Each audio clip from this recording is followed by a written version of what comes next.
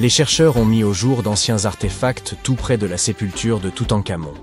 Il s'avère que ce lieu de repos, supposément réservé à l'élite, s'apparente plus à une nécropole commune, abritant une douzaine de cercueils en bois datant d'environ 3600 ans. D'accord, j'ai peut-être un peu exagéré. Ces 11 tombes ne se trouvaient là pas exactement à côté de celles de Toutankhamon, mais relativement proches, aux abords de la ville de Luxor. Les découvertes récentes dans les sépultures égyptiennes apportent de précieuses indications sur la vie quotidienne dans l'Égypte antique, et contre toute attente, il apparaît que les Égyptiens partagèrent de nombreuses similitudes avec nos civilisations modernes. Les femmes arborent ainsi des parures depuis la nuit des temps, et les archéologues ont exhumé un collier d'une remarquable finesse, composé de 30 perles d'améthyste et de 2 perles d'agate, ainsi qu'un pendentif en forme de tête d'hippopotame, probablement très prisé à l'époque. Les chercheurs ont également découvert 2 miroirs en cuivre, l'un doté d'un manche sculpté en forme de lotus, l'autre orné de la déesse Hathor, associée au ciel, à la féminité, à la fertilité et à l'amour.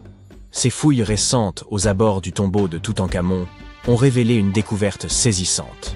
Pour la première fois depuis des millénaires, des vestiges du temple funéraire de la reine Hatshepsut ont été mis au jour. Essayez donc de le répéter rapidement 10 fois.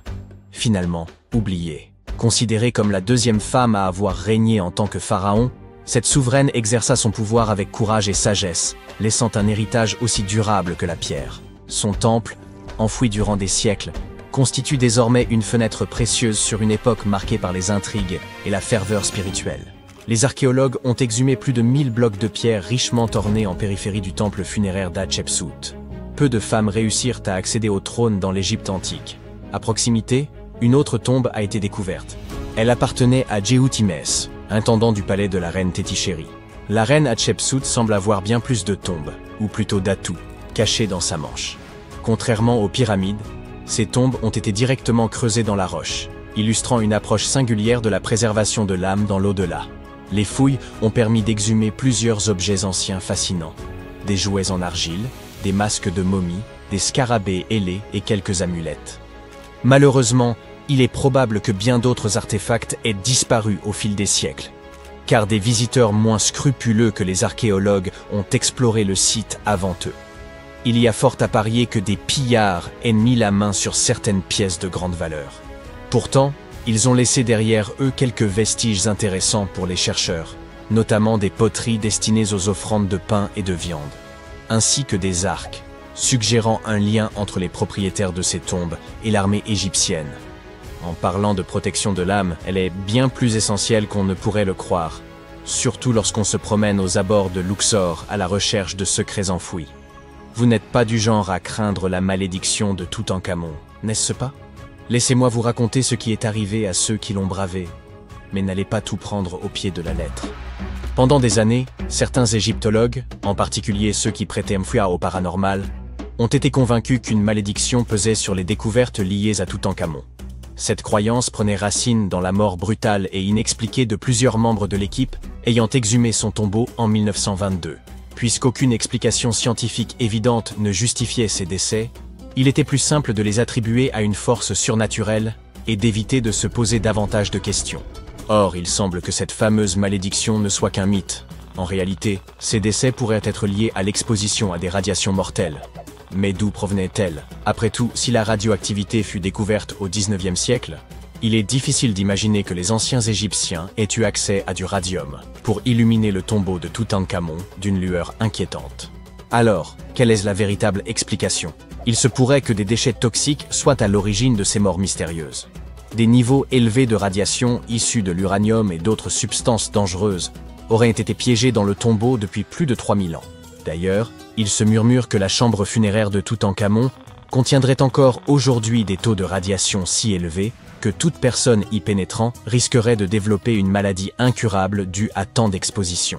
Et si cela vous semble exagéré, dites-vous que vous pourriez frôler un niveau de contamination similaire si vous laissez moisir des restes de nourriture au fond de votre frigo pendant 1 mois. Toutefois, cette radioactivité ne se limite pas au tombeau de Toutankhamon. La recherche d'artefacts égyptiens est proprement fascinante mais tout aussi périlleuse. De nombreuses tombes de l'Ancien Empire affichent des niveaux de radiation anormalement élevés. Les compteurs Geiger ont détecté des radiations sur 2 sites proches des pyramides de Gizeh, et du radon, un gaz radioactif, a été relevé dans plusieurs tombes souterraines de Saqqara.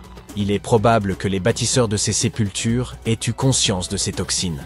Des avertissements gravés sur les murs mettent en garde contre une mort inévitable pour quiconque ose profaner ces lieux. L'une des inscriptions prévient « Quiconque violera ce tombeau périra d'un mal qu'aucun médecin ne saura comprendre ». D'autres formules évoquant l'interdit causé par des esprits maléfiques ont sans doute renforcé la peur de ces malédictions antiques. Depuis toujours, ces avertissements intriguent les archéologues.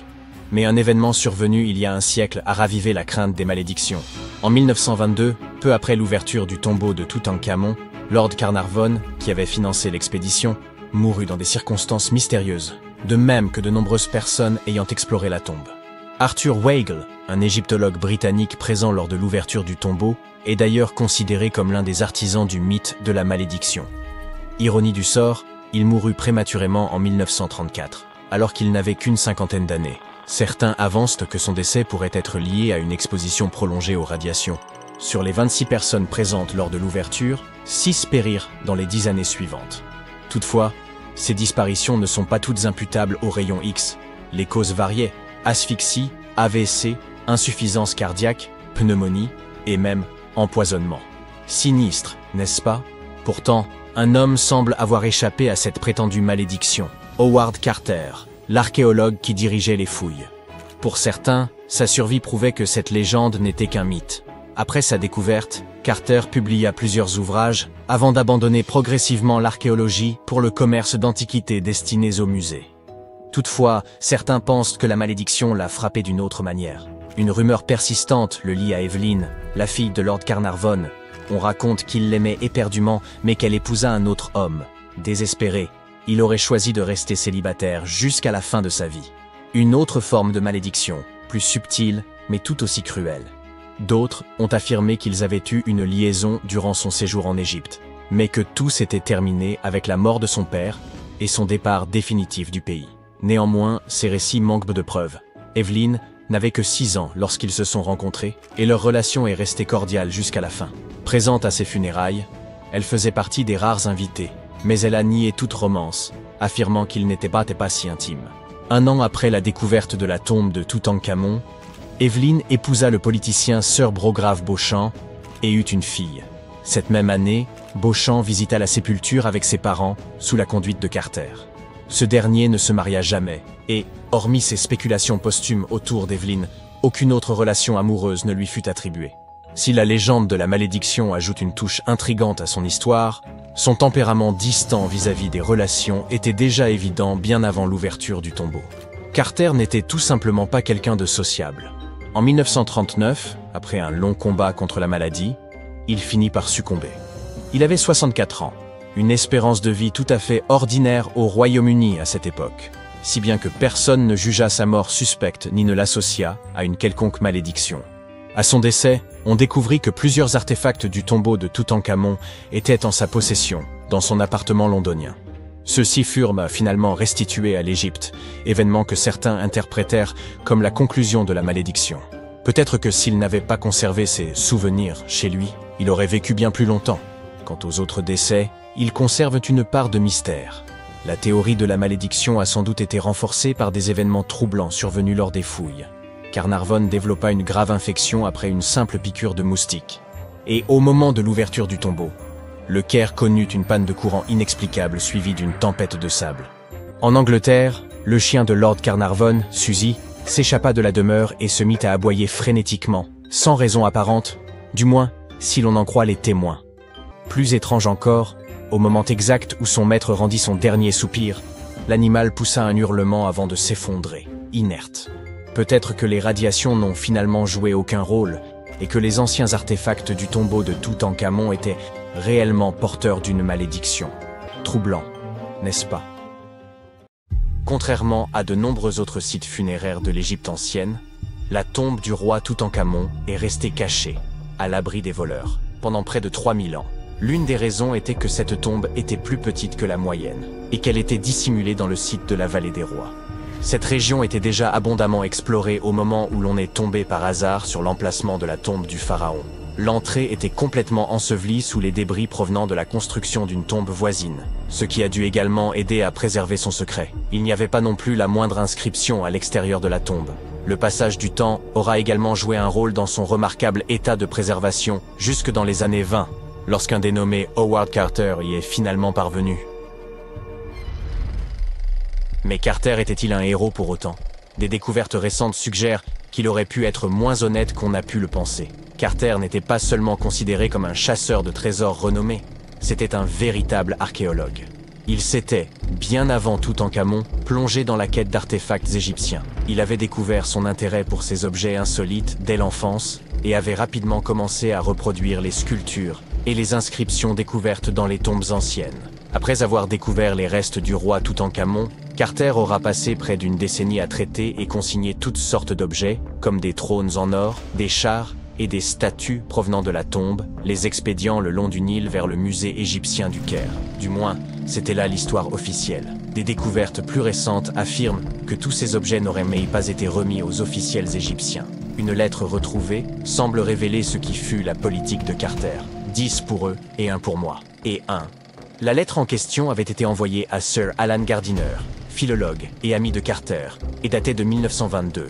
Dans ses écrits, Carter mentionnait avoir découvert la tombe et demandait à son ami quelques conseils.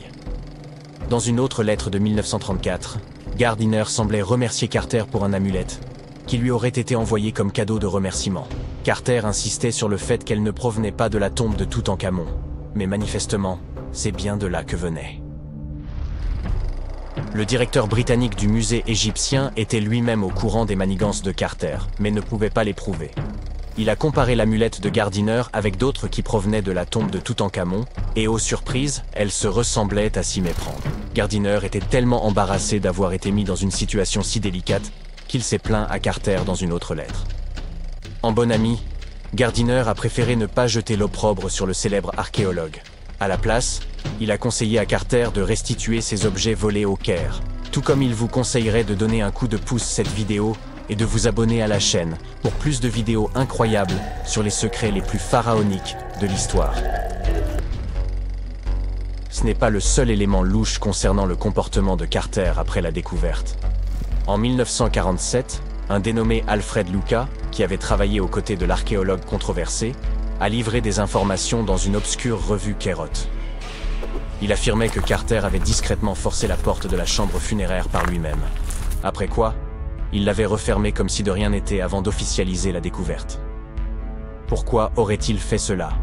Eh bien, la même théorie suggère que Carter et son équipe auraient pu pénétrer dans la tombe plus tôt afin de faire main basse sur quelques trésors anciens. Bien entendu, ces gens ne pouvaient pas risquer de revendre de tels objets de leur vivant, mais s'assureraient qu'ils soient vendus aux enchères après leur décès. Carter n'a cependant jamais rien avoué. Il n'a pas émis de démenti officiel non plus.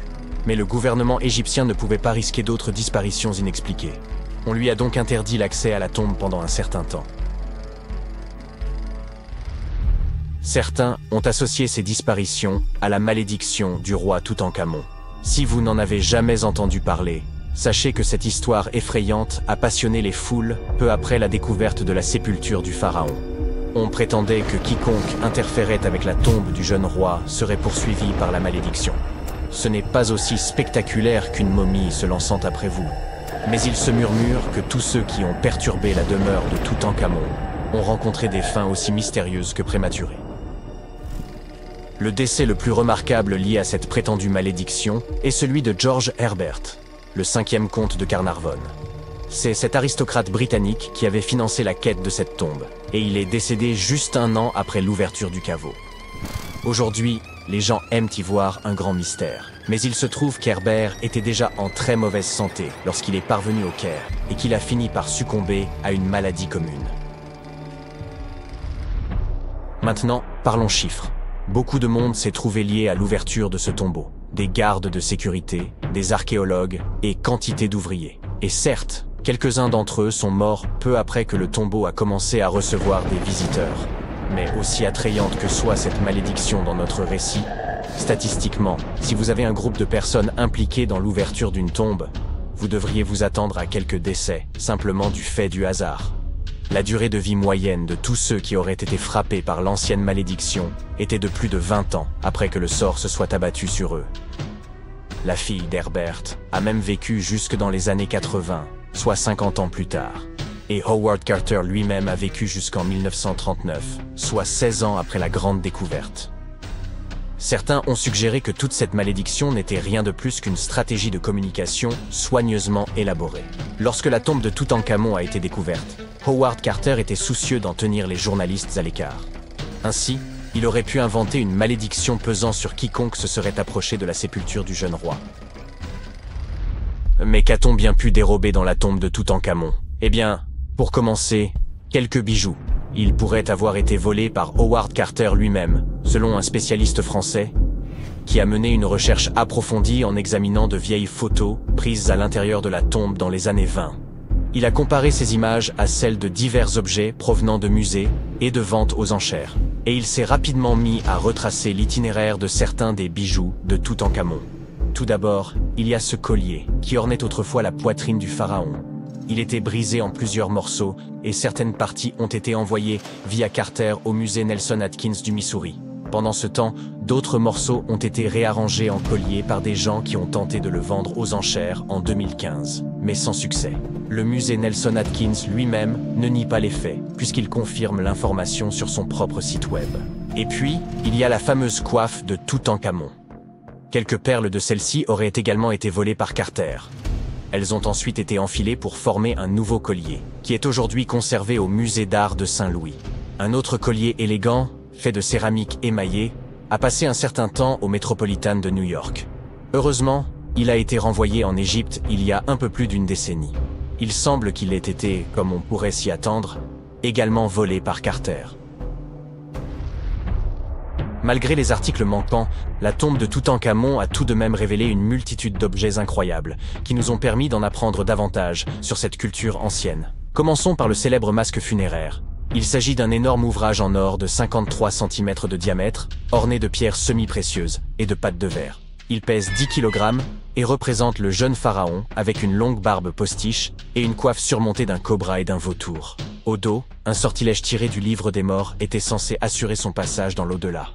Toutankhamon était apparemment aussi passionné de jeux de société, notamment de sonnettes. On en a retrouvé 4 dans sa tombe, dont certains en ivoire. Les archéologues ont également trouvé une paire de sandales en or, bien qu'on imagine qu'elles aient été davantage pour l'apparat que pour le confort. En fait, le pharaon ne les a probablement jamais portées de sa vie. En parlant d'articles de mode, il semble que Toutankhamon ait été un souverain plutôt coquet. On a même retrouvé un mannequin dans son tombeau qui était utilisé pour choisir, ajuster et ranger ses tenues et ses bijoux. Le jeune roi semble également avoir apprécié la musique, d'après les 2 trompettes que les historiens ont retrouvées dans son tombeau. Bien qu'on en ait joué en 1939 lors d'une émission proposée par la BBC, les instruments sont aujourd'hui considérés comme trop fragiles pour être manipulés. Au début des années 1920, le monde était fasciné par le phénomène du roi Toutankhamon. Un archéologue britannique du nom de Howard Carter a fait la découverte de la tombe du jeune pharaon dans la vallée des rois en Égypte en 1922. Mais l'intérêt du public ne se limitait pas à l'or et aux bijoux découverts. La presse a largement couvert la malédiction des pharaons. Mais était-elle fondée? Une ancienne malédiction était-elle vraiment responsable des morts inexpliquées survenues à chaque incursion dans les pyramides? À l'époque, c'était la seule explication pour une série de décès mystérieux.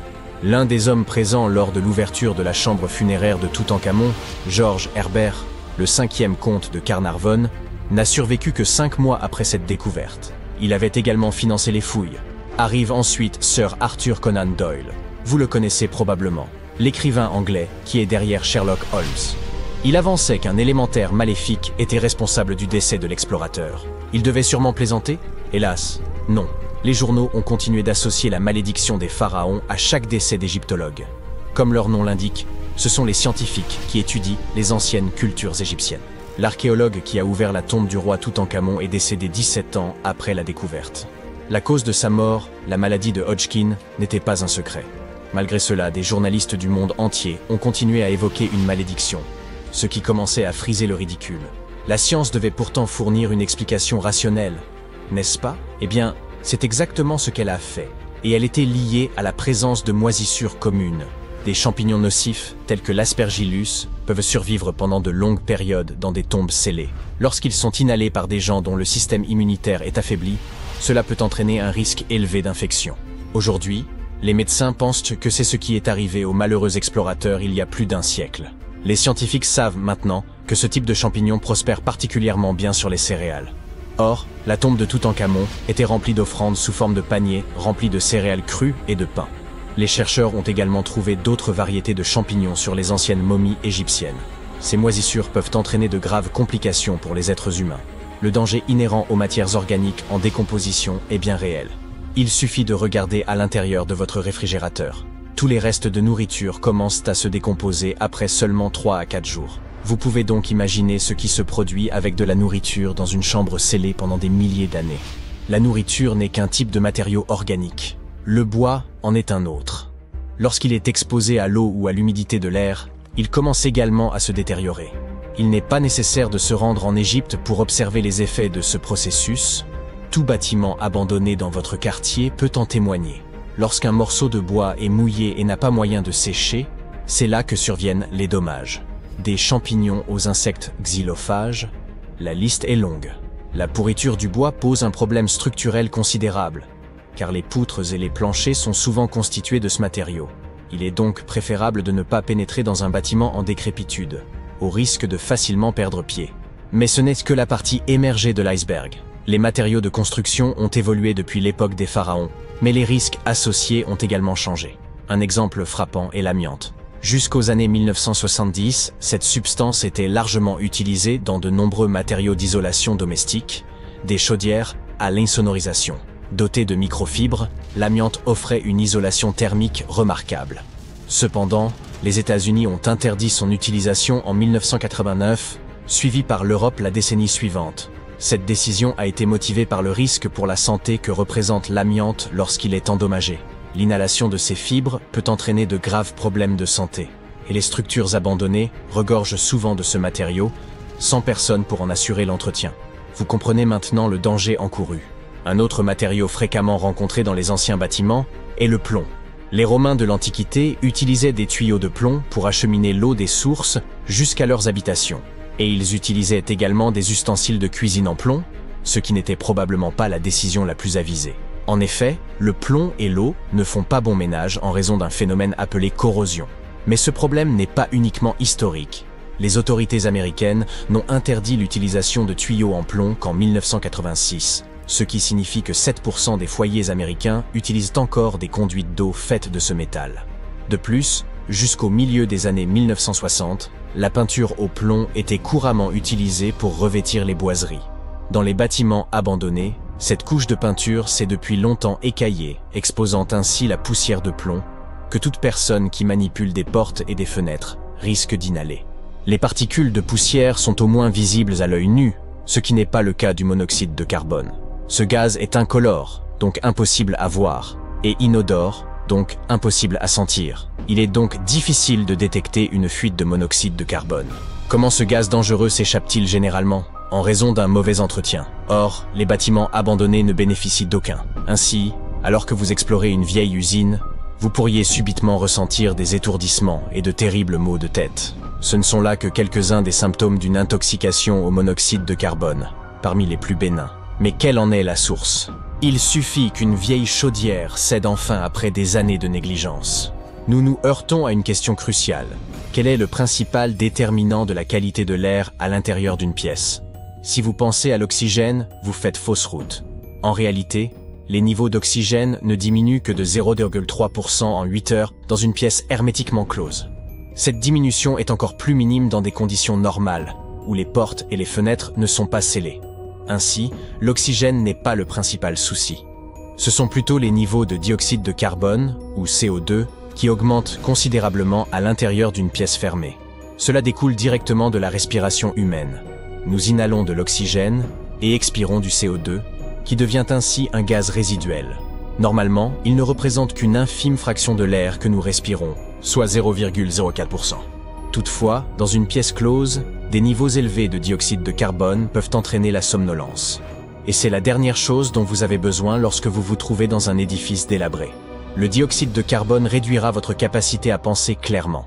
Une étude intéressante menée par des chercheurs de Harvard en 2016 en témoigne. Ils ont invité des employés de bureau à venir travailler pendant 6 jours consécutifs pour effectuer un test de résolution de problèmes. Au cours de la semaine, les niveaux de dioxyde de carbone ont été progressivement accrus dans ce bureau fictif. Les résultats du même test se sont détériorés au fil du temps. Bien sûr, de nombreux facteurs entrent en jeu, mais les niveaux de CO2 ont indéniablement eu un impact sur la capacité des travailleurs à résoudre les problèmes. Cette étude s'est déroulée dans un environnement de bureau typique, et non dans un bâtiment en ruine où les visiteurs doivent surveiller chacun de leurs pas. Quand je parle de visiteurs, je fais vraiment référence à des intrus. Et l'intrusion constitue un délit, applicable tant aux propriétés privées que publiques. Si vous enfreignez la loi, vous pourriez faire face à une amende pouvant atteindre 15 000 €, voire une peine de prison. Voilà qui devrait vous faire réfléchir à 2 fois, avant de sauter par-dessus une clôture portant un panneau d'interdiction. De plus, vous pourriez ne pas être seul à l'intérieur. Vous ne saurez jamais qui d'autre se trouve dans le bâtiment. Peut-être une personne mal intentionnée. Qui sait? Cette menace n'est pas nécessairement représentée par une personne. Les animaux peuvent aussi être dangereux.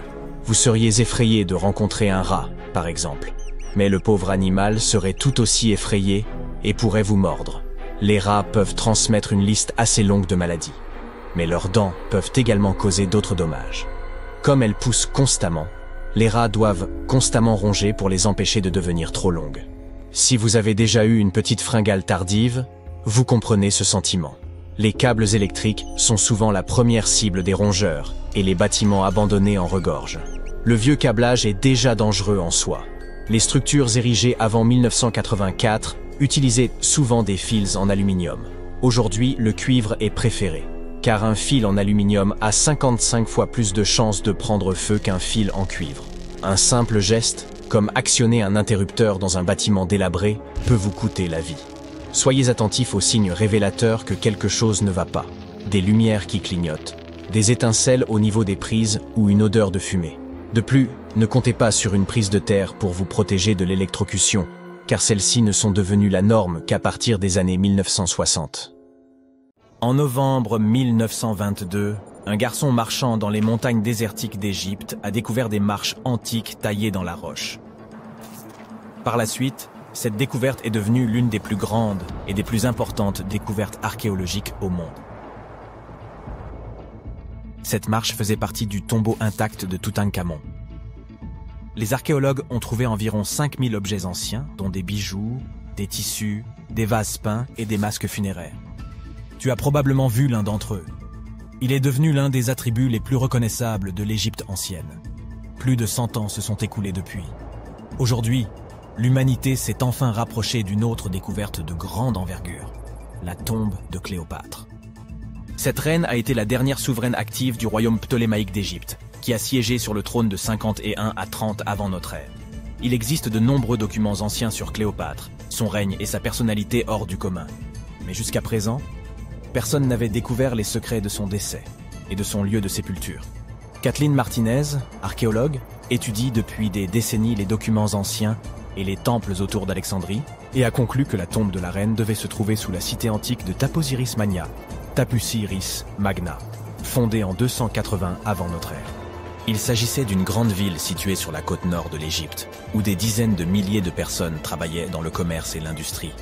Et il semble que les suppositions du docteur Martinez se soient révélées exactes. Avec un groupe d'archéologues, elle a découvert un tunnel souterrain secret près d'Alexandrie, d'une longueur d'environ 1300 mètres. Il a été creusé dans la roche sous le temple de Taposiris Magna. Au cours des fouilles, ils ont trouvé de nombreux éléments qui indiquent que la tombe de Cléopâtre se trouve dans les profondeurs du tunnel. Il est également possible qu'elle y soit enterrée avec le commandant romain Marc-Antoine. Selon des documents anciens, Cléopâtre et Marc-Antoine s'aimaient et s'opposaient ensemble au Sénat romain, qui déclarait Antoine traître. Le fait que des catastrophes naturelles se soient produites sur le territoire de Taposiris Magna pendant des milliers d'années peut compliquer les fouilles. Des tremblements de terre et des inondations ont détruit la ville, et peut-être inondé ces tunnels souterrains. Mais les archéologues espèrent peu que l'ancienne tombe est restée intacte, et qu'elle cache de nombreux trésors et documents sur la vie royale de l'Égypte ancienne, sous le règne de la dernière dynastie. Il est possible que les fouilles se déroulent sous l'eau et dans la boue. Cela demandera beaucoup de temps et de moyens financiers, mais les archéologues sont sûrs que cela en vaut la peine. Quoi qu'il en soit, il est trop tôt pour affirmer que Cléopâtre est réellement enterrée à cet endroit, mais les scientifiques ont trouvé de nombreux objets dans le tunnel qui le confirment, notamment des pots en argile, des dizaines de pièces de monnaie à l'effigie de Cléopâtre et d'Alexandre le Grand, ainsi qu'un buste à l'effigie de la reine égyptienne. Cléopâtre reste l'une des personnalités les plus populaires d'Égypte, au même titre que Ramsès III et Toutankhamon. Elle a inspiré de nombreux films, peintures et livres. Mais qu'est-ce qui l'a rendue si populaire? Elle est devenue célèbre pour son inconstance. C'était une souveraine belle et intelligente qui a sorti l'Égypte de la crise et en a fait une puissance prospère. Les textes arabes médiévaux indiquent qu'elle connaissait la chimie, les mathématiques et la philosophie, et qu'elle a peut-être écrit plusieurs ouvrages scientifiques. Elle connaissait plusieurs langues et avait d'excellentes compétences diplomatiques. Par ailleurs, de nombreuses légendes affirment qu'elle était une femme fatale, qui rendait beaucoup d'hommes fous. Cependant, rien ne prouve que sa beauté était incomparable. Hollywood a créé l'image d'un modèle éblouissant en tournant plusieurs films dans lesquels des actrices célèbres interprétaient le rôle de Cléopâtre. L'empereur romain Octave, fils adoptif de Jules César, a quant à lui créé l'image d'une séductrice insidieuse parce qu'il était son ennemi. Bien qu'elle soit née en Égypte, Cléopâtre n'était pas égyptienne. Ses ancêtres étaient des Grecs, dont l'un des généraux d'Alexandre le Grand. Cependant, le peuple égyptien l'aimait. Elle a appris la langue et a été très sensible aux traditions de ce pays. Elle connaissait bien l'histoire, la mentalité et les coutumes de l'Égypte ancienne. Elle a relevé le niveau de l'économie égyptienne et renforcé le statut de l'Égypte en tant que puissance mondiale. Tout cela a été rendu possible en grande partie grâce à sa ruse et à sa force de persuasion. Elle aimait les représentations théâtrales et les fêtes somptueuses. Elle savait comment surprendre les gens et se donner en spectacle. Mais derrière l'image extérieure d'une amatrice de luxe se cachait une souveraine intelligente et calculatrice. L'Égypte ancienne était un pays riche et luxueux, et Cléopâtre a tout fait pour accroître sa richesse et renforcer sa position sur la scène internationale. Par exemple, une fois, elle était en conflit avec son frère Ptolémée XIII. Sachant qu'elle ne pourra pas lui résister, la reine a décidé d'attirer Jules César à ses côtés. L'empereur romain est arrivé à Alexandrie, où Cléopâtre voulait le rencontrer. Mais Ptolémée a eu vent de ses projets et a voulu l'empêcher de se rendre auprès de César.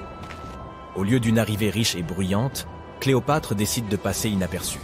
Elle s'enveloppe dans un tapis ou un sac de lin que les serviteurs de l'empereur transportent dans les appartements privés de César. Cléopâtre sort du tapis et impressionne l'empereur romain par sa beauté et sa détermination. Ils tombent amoureux l'un de l'autre et deviennent de proches alliés. Quelque temps plus tard, elle impressionne un autre Romain influent à des fins diplomatiques. Elle se rend à la rencontre de Marc-Antoine sur une barge dorée au voile pourpre et aux rames d'argent. Cléopâtre est habillée à l'image d'Aphrodite et est assise sous un magnifique dais. Zeus, serviteur, déguisé en Cupidon, souffle dans son éventail et brûle de l'encens. Mais Cléopâtre a créé un tel spectacle pour une raison bien précise. Elle savait qu'Antoine vénérait la mythologie grecque et se considérait comme l'incarnation de Dionysos. Cette femme l'impressionne tellement qu'il finit par l'épouser. Cléopâtre défend sa couronne, renforce son alliance avec Rome et donne 3 enfants à Antoine. En Égypte, ils organisent de grandes fêtes et jouissent de la richesse et du pouvoir. Cependant, la relation d'un haut fonctionnaire avec la reine égyptienne provoque un scandale à Rome. Comme Octave est le principal adversaire d'Antoine dans la lutte pour le pouvoir, il exploite la situation pour ternir la réputation de son concurrent. Il utilise la propagande pour faire de Cléopâtre une séductrice insidieuse aux yeux des citoyens romains. Il accuse Antoine d'avoir succombé à ses charmes. Le Sénat romain soutient Octave et déclare Cléopâtre ennemie. En 33 avant notre ère, ce conflit atteint son apogée lorsque la marine d'Antoine affronte la flotte d'Octave. Ce dernier l'emporte et oblige son ennemi à fuir en Égypte avec Cléopâtre. Selon certaines sources, il se serait réfugié près d'Alexandrie. Poursuivi par les Romains, il se cache dans l'un des palais de Cléopâtre et trouva la mort. Certaines légendes racontent que Cléopâtre était experte en poison. Elle aurait provoqué la morsure d'un serpent venimeux, une vipère ou un cobra égyptien. Selon une autre légende, elle se serait piquée avec une aiguille empoisonnée. Une théorie veut que Cléopâtre ait toujours transporté une ampoule de poison dans sa brosse à cheveux. Lorsqu'elle était coincée, elle imbibait l'aiguille de ce poison et se piquait. rien de tout cela n'est certain. Les scientifiques tentent toujours de découvrir la vérité. Peut-être que lorsqu'ils atteindront la tombe de Cléopâtre, le monde obtiendra plus de réponses sur son destin tragique. Elle est considérée comme la dernière souveraine d'Égypte. Après sa mort, Octave pille ses palais et ses temples et retourne à Rome, où il devient le principal empereur. Il gouverne le pays avec succès et en élargit les frontières. Son règne s'est achevé à l'âge de 75 ans. L'histoire du monde aurait été différente si Cléopâtre et Marc-Antoine n'avaient pas perdu cette bataille navale. À propos, saviez-vous qu'il s'est écoulé plus de temps entre le règne de Cléopâtre et le volume de Neil Armstrong sur la Lune qu'entre le règne de la reine égyptienne et la construction de la grande pyramide de Gizeh? Armstrong a posé le pied sur le satellite de la Terre en 1969, soit 2038 ans après la naissance de Cléopâtre. Et la construction de la pyramide a eu lieu en 2560 avant notre ère. Imagine la longueur de l'histoire de l'Égypte ancienne. Cléopâtre est plus proche de nous dans le temps que les pyramides. Autant l'admettre, la plupart des tombes anciennes ont été profanées au moins une fois. Quelles qu'aient été les rumeurs entourant leur malédiction, la plupart des momies ont également été démaillotées. À une exception, la momie Bachiri demeure intacte et suscite un tel trouble que nul n'ose en percer les secrets.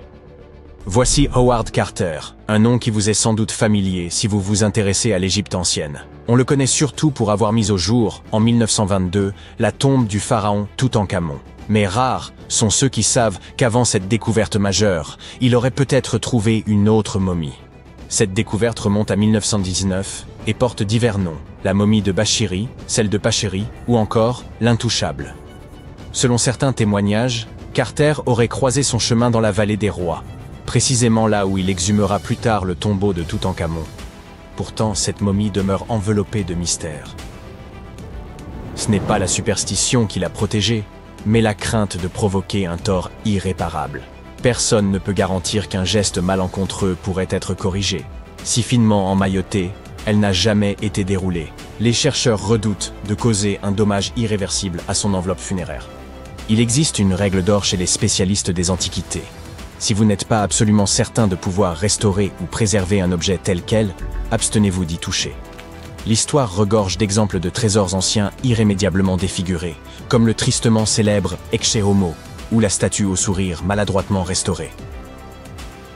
Le tissu fragile recouvrant son visage arbore un motif singulier, évoquant la forme stylisée d'une pyramide. Bien que les experts restent prudents, il pourrait s'agir d'un cas unique dans l'art de l'embaumement. Toutefois, sans en maîtriser la technique d'origine, le dérouler puis le restaurer sans l'abîmer semble quasiment impossible. Autrefois, qu'ils soient érudits ou pillards, les hommes n'hésitaient pas à défaire les bandelettes funéraires, souvent dans un but d'étude.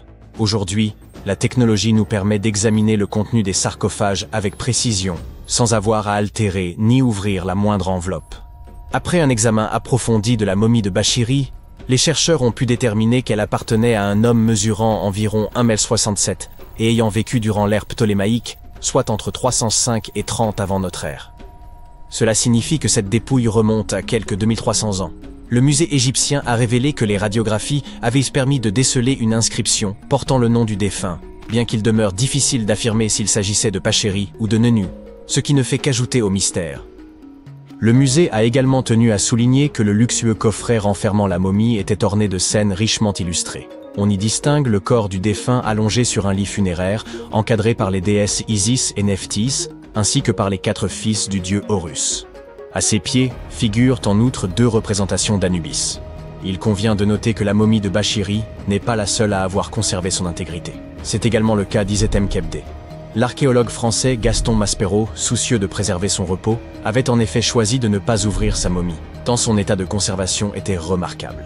Il avait toutefois précisé que la tombe avait été jadis mise à sac.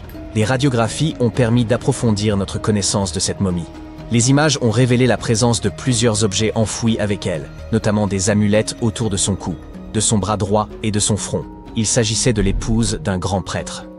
Ces radios ont également mis en évidence des problèmes dentaires et une arthrite touchant ses genoux. Si l'on sait qu'elle est morte à un âge avancé, il reste difficile d'en déterminer la précision. Mais divers documents datant du règne de son fils attestent de la haute estime dans laquelle elle était tenue au sein du royaume. Isetemkeb n'était autre que la sœur épouse de Pinedjem II. Vous avez bien saisi? Ils étaient à la fois conjoints et liés par le sang. Une telle union, aussi choquante puisse-t-elle paraître aujourd'hui, visait à préserver la pureté du sang royal. Un raisonnement comparable à celui des Habsbourg, dont la quête obsessionnelle de pureté aboutit à la consanguinité et à la tristement célèbre mâchoire des Habsbourg. Il ne nous appartient pas de juger les normes ou les pratiques de l'Égypte antique, mais ce que l'on peut affirmer sans réserve, c'est que tant Bachiri qu'Isetemkeb ont eu la chance exceptionnelle de demeurer intacts. Toutankhamon, pour sa part, n'échappa pas à l'acharnement méthodique des chercheurs, au prix de nombreuses dégradations. Bien que la sépulture de Toutankhamon ait été mise au jour dès 1922, il fallut attendre l'année 1925 pour que les cercueils emboîtés soient ouverts lors d'une campagne de fouilles. Le premier, maintenu fermé à l'aide d'épingles en argent, dissimulait un second cercueil, anthropomorphe, décoré de verres colorés et de guirlandes florales. Des inquiétudes entouraient dans la momie royale, car elle avait été exposée à l'humidité. Le cercueil intermédiaire, dépourvu de poignées et particulièrement lourd, exigeait une extrême prudence lors de sa manipulation. Le 28 octobre 1925, en ouvrant le cercueil intérieur, en or massif et enveloppé d'un tissu rouge, les chercheurs découvrirent enfin la momie du souverain.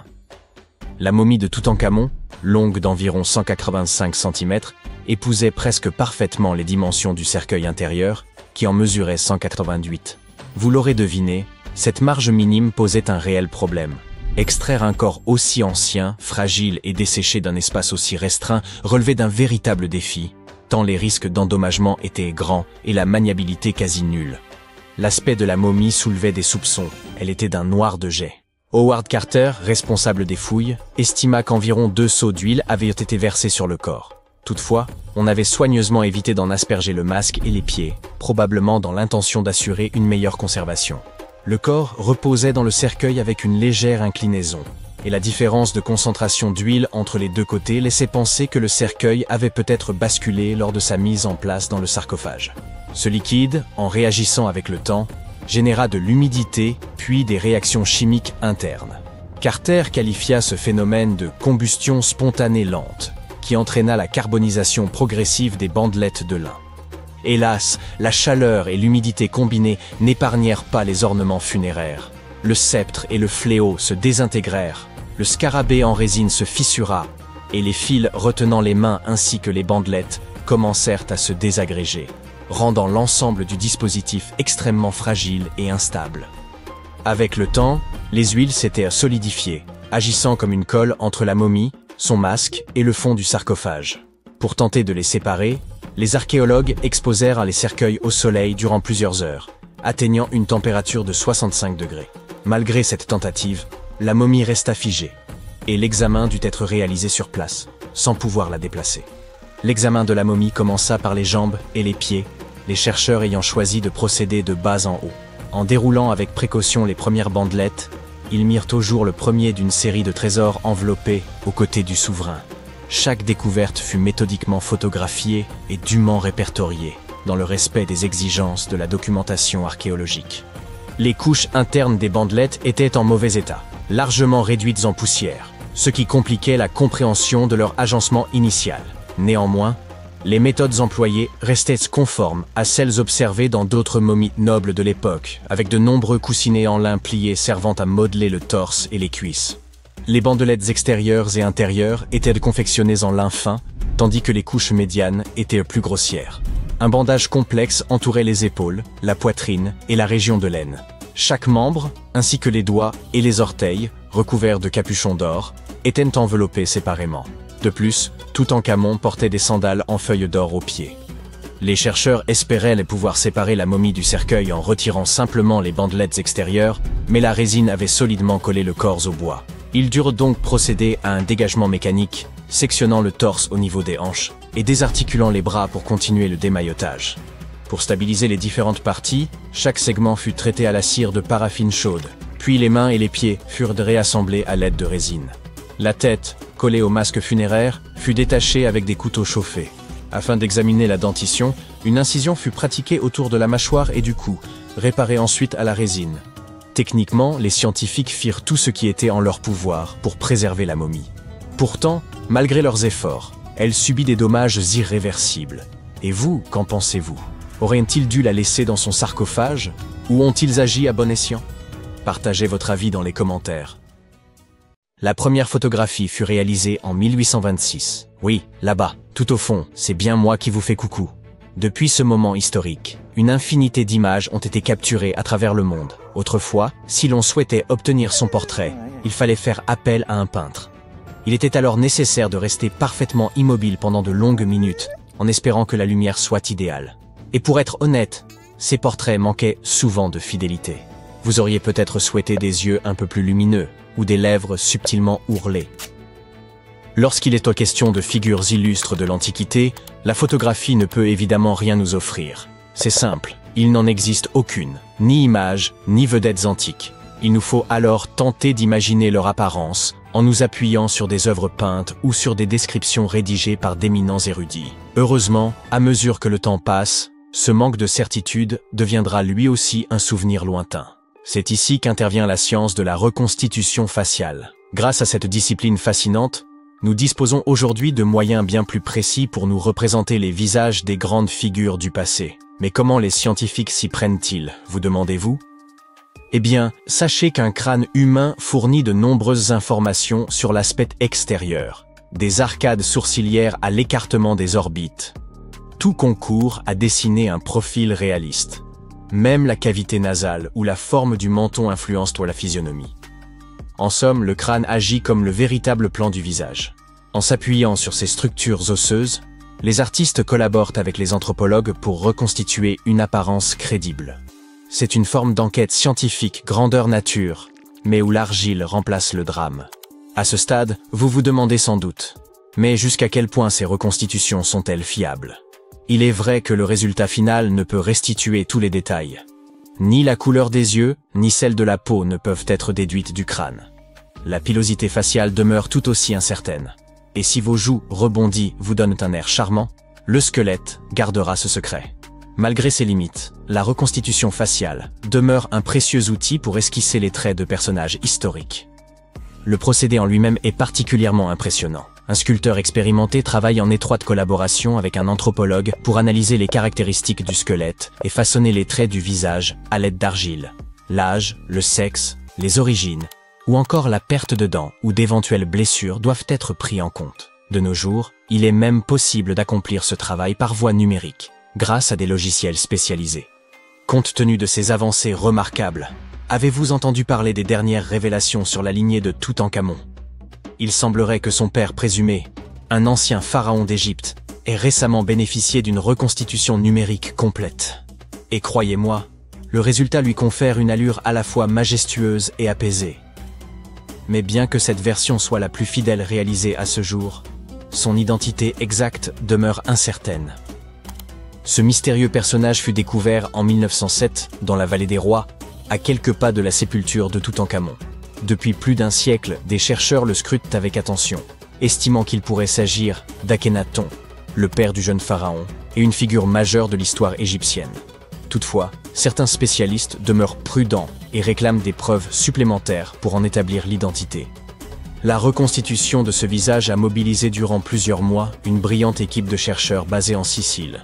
Pour parfaire leur travail, ils ont sollicité l'aide d'un artiste judiciaire brésilien spécialisé en 3D. Contrairement aux versions antérieures, ce modèle privilégie une étude fine de la physionomie, volontairement détachée de tout artifice comme la chevelure, les bijoux ou autres ornements. Dans la même veine, permettez-moi de vous présenter une toute nouvelle fashionista. Il ne s'agit pas d'une célébrité contemporaine, mais d'une chasseresse-cueilleuse ayant vécu en Suède il y a près de 7000 ans. Sa reconstitution la montre sous un jour saisissant. Une cape ornée de plumes, un collier d'ardoise et une ceinture composée de 130 dents d'animaux. Un style audacieux, voire intemporel. Sa peau sombre, décorée de motifs blancs, lui confère l'allure d'une véritable œuvre d'art. Mais ne vous laissez pas éblouir par son apparence. Cette femme ne se réduisait pas à un simple visage. Elle fut enterrée en position verticale entre 5500 et 4600 avant notre ère, et ses précieux bijoux révèlent qu'elle tenait un rôle notable au sein de sa communauté. C'est grâce à la collaboration entre un archéologue et un sculpteur que nous pouvons aujourd'hui contempler le visage de cette femme du passé. Un scanner de son crâne leur a permis de reconstruire son expression muscle après muscle, une véritable rencontre avec l'histoire. Bien que son rôle dans la communauté demeure incertain, le soin apporté à son lieu de sépulture laisse penser qu'elle occupait une place éminente parmi les siens. Ötzi, la momie alpine âgée de 5300 ans, a elle aussi bénéficié d'un ravalement de façade grâce à cette remarquable technologie. N'allez pas croire qu'elle ait consulté un chirurgien plastique. 2 frères néerlandais ont uni sciences médico-légales et art pour recréer son visage à l'occasion d'une exposition en Italie. Ötzi fut découvert en 1991 par des randonneurs ayant retrouvé ses restes gelés dans les montagnes, près de la frontière italo-autrichienne. Il est plus ancien que Stonehenge ou que les pyramides de Gizeh. Aujourd'hui, grâce au talent conjugué des 2 frères, son visage a été restitué à partir d'images 3D de son crâne. Un photographe a immortalisé chaque étape de cette reconstitution pendant près de 6 mois. Des études antérieures ont révélé qu'il serait mort d'une blessure par flèche.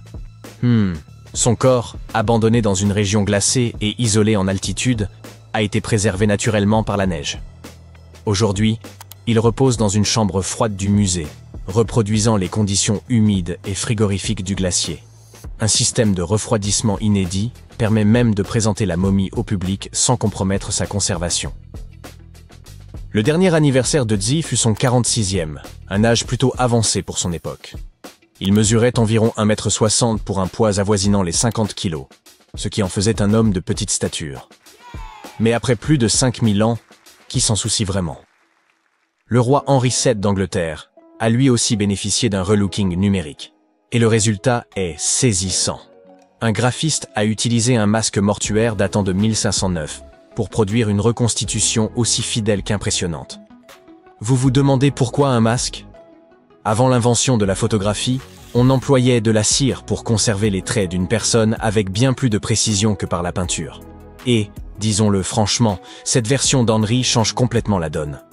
Henri VII régna sur l'Angleterre de 1485 à 1509. Un portrait de lui, visible à l'abbaye de Westminster, était déjà très crédible. Mais cette nouvelle version numérique pousse encore plus loin. Il fallut environ 2 mois à l'équipe pour l'achever, à l'aide de logiciels spécialisés, d'algorithmes sur mesure et d'ajustements manuels particulièrement minutieux. Le projet débuta avec une image haute définition du masque, utilisée pour générer un modèle 3D du visage. Ensuite, les éclairages furent conçus. Enfin, les marques faciales et la chevelure furent ajoutées pour finaliser la reconstitution. Et ce n'est pas tout. Une barbe a été ajoutée au visage d'Henri VII, car les hommes de cette époque étaient souvent, barbus. Nous ne saurons jamais avec certitude s'il en portait une, mais ce détail humoristique apporte un certain charme à l'ensemble. L'équipe à l'origine de cette reconstitution a également redonné visage à d'autres figures historiques, telles que Mary Stuart, reine d'Écosse, ou encore Oliver Cromwell. Ces masques sont, en quelque sorte, des passerelles vers une époque révolue. Il est fascinant de constater que la technologie nous permet de remonter des millénaires pour contempler les visages que nous ne pouvions jusqu'alors que deviner. Qui sait, dans quelques siècles, peut-être que nos selfies serviront à leur tour de base à de nouvelles reconstitutions. L'ancienne cité de Taposiris Magna est nichée quelque part le long de la côte nord de l'Égypte. De nos jours, elle a conservé très peu de sa gloire d'antan. Mais ce qui se trouve en dessous pourrait bien détenir la clé d'un célèbre mystère. Celui de Cléopâtre, l'une des reines d'Égypte les plus mémorables de l'histoire. Le tunnel récemment découvert est également connu comme un prodige de géométrie pour son époque. Des fouilles ont mis à jour une structure de 13 mètres de long enfouie dans le sol et partiellement immergée. Sa forme et ses techniques de construction sont semblables à celles du tunnel de Palinos. Une autre incroyable découverte de l'Antiquité. Ce dernier se trouve sur l'île de Samos, en Grèce, et a été réalisé en creusant simultanément à partir de 2 points, dans le but de les faire se rencontrer au milieu. L'utilisation des mathématiques et de la géométrie pour réaliser cet ouvrage était d'une précision stupéfiante pour l'époque, d'autant plus qu'il traverse une montagne de part en part. Les archéologues qui travaillent sur le site de Taposiris Magna depuis 2004 pensent que ce tunnel pourrait mener au tombeau perdu de Cléopâtre. Les indices qu'ils ont découverts jusqu'à présent semblent étayer cette théorie.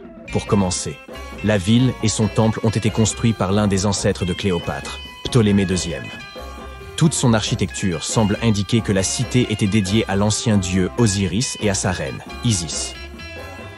Tout au long de son règne, Cléopâtre a cherché à s'associer à la déesse. Il ne serait donc guère surprenant qu'elle ait choisi cet endroit comme lieu de dernier repos. Les archéologues n'ont pas encore réussi à localiser le tombeau de Cléopâtre, mais les recherches se poursuivent avec l'aide de la technologie moderne. Pour mieux étudier cet emplacement, les chercheurs ont même eu recours à un dispositif spécial, appelé radar à pénétration du sol. Cet outil nous permet d'analyser ce qui se trouve sous la terre, sans avoir besoin de l'excaver. Comme ce tunnel est très ancien, les recherches doivent être menées avec la plus grande délicatesse. Voir des images de ce qui se trouve sous terre avant de commencer à creuser est incroyablement utile, et c'est ce que l'on fait ici depuis 2011. La découverte finale de la tombe de Cléopâtre pourrait nous aider à reconstituer son histoire.